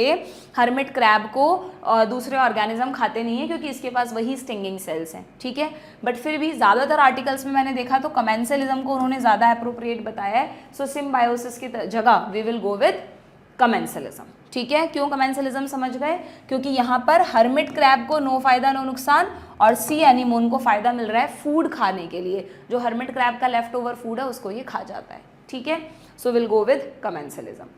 done. Next, a biologist studied the population of rats in a barn, he found that average natality, अच्छा इस क्वेश्चन में तुम्हें नेटैलिटी फॉर्मूला याद है, एन निकालना है हमें, N naught plus B plus I minus D plus E. ठीक है, ये करना है, तो बी की वैल्यू क्या दी है 250 एंड एवरेज मोर्टालिटी डी की वैल्यू दी है 240। इमिग्रेशन ये रहे 20 नए रेड्स आए हैं वहाँ पर और 30 चले गए हैं छोड़कर, इतने डाई और इतने चले गए छोड़कर। ठीक है, तो ये कितना हुआ 270, ओ ये भी 270 हुआ, लो ये तो 0 हो गया, तो इनिशियल एन नॉट था प्लस है, ये मल्टीप्लाई मत कर देना, फिर इसको 0 से मल्टीप्लाई करके 0 कर दोगे तुम, तो इसका मतलब फाइनल पॉपुलेशन क्या है, जो इनिशियल थी, जितने नए ऐड हुए उतने ही पुराने चले गए या मर गए, तो इसका मतलब पॉपुलेशन चेंज ही नहीं हुई। तो पूछ रहा है the net increase in population, तो इंक्रीज हुआ ही नहीं, सो इंक्रीज कितना है 0, और अगर फाइनल पॉपुलेशन पूछता तो जो इनिशियल पॉपुलेशन है उसके बराबर हो जाती। Done. Next, the age pyramid with broad base indicate, बता दो भाई, अगर बेस ब्रॉड है यानी प्री रिप्रोडक्टिव सबसे ज़्यादा है तो आने वाले समय में पॉपुलेशन बढ़ेगी, यानी एक्सपांडिंग, एक्सपांडिंग यानी high percentage of young individual, यही चूज़ करना पड़ेगा, है ना। हालांकि यंग इंडिविजुअल की जगह ने प्री रिप्रोडक्टिव लिखना चाहिए था, बट ठीक है, प्री रिप्रोडक्टिव को आप यंग में रख सकते हो क्योंकि ऑप्शंस थोड़े इस तरह के दिए हैं। ओल्ड तो होगा नहीं हाई, यंग का लो हो नहीं सकता, स्टेबल में ब्रॉड नहीं होता, स्टेबल में तो लगभग बराबर सा होता है, तो high percentage of young individuals. ठीक है, कस्कूटा इज एन एग्जाम्पल ऑफ, कस्कूटा किसका एग्जाम्पल है बच्चों, कस्कूटा एक पैरासाइट है जो ट्रीज पर लिपट कर उन्हें खत्म कर देता है, एक्टो पैरासाइट। ठीक है, यहाँ पे पैरासिटिज्म में एक्टो और एंडो के एग्जाम्पल दिए हैं, जो बॉडी के अंदर रहकर नरिशमेंट लेते हैं वो एंडो पैरासाइट, जो बाहर से नरिशमेंट लेते हैं वो एक्टो पैरासाइट्स। लो डायग्राम बेस्ड क्वेश्चन भी आया हुआ है, 2011 में है। प्री रिप्रोडक्टिव सबसे कम है तो आने वाले समय में पॉपुलेशन घटेगी, यानी this is the example of declining population. Declining भी दे दिया और वैनिशिंग भी दे दिया, वैनिश का मतलब धीरे धीरे गायब हो जाना, अगेन देखो वही 2011, 12, 13 है ना, इनमें ऑप्शंस इस तरह सेट करते थे, आधा दिमाग तो बच्चे का ऑप्शंस में ही घूम जाता था और अननेसेसरी कोई उसमें लॉजिक नहीं बैठ रहा। Which is categorized as a parasite in true sense, इनमें से रियल पैरासाइट कौन सा है, ये भी दिया है एनसीईआरटी में। फीमेल एनोफिलिस जब बाइट करके हमारा ब्लड सक करती है, अगर मच्छर हमारा एक बूंद ब्लड ले भी गया बच्चों तो वो कोई पैरासाइट नहीं कहलाएगा।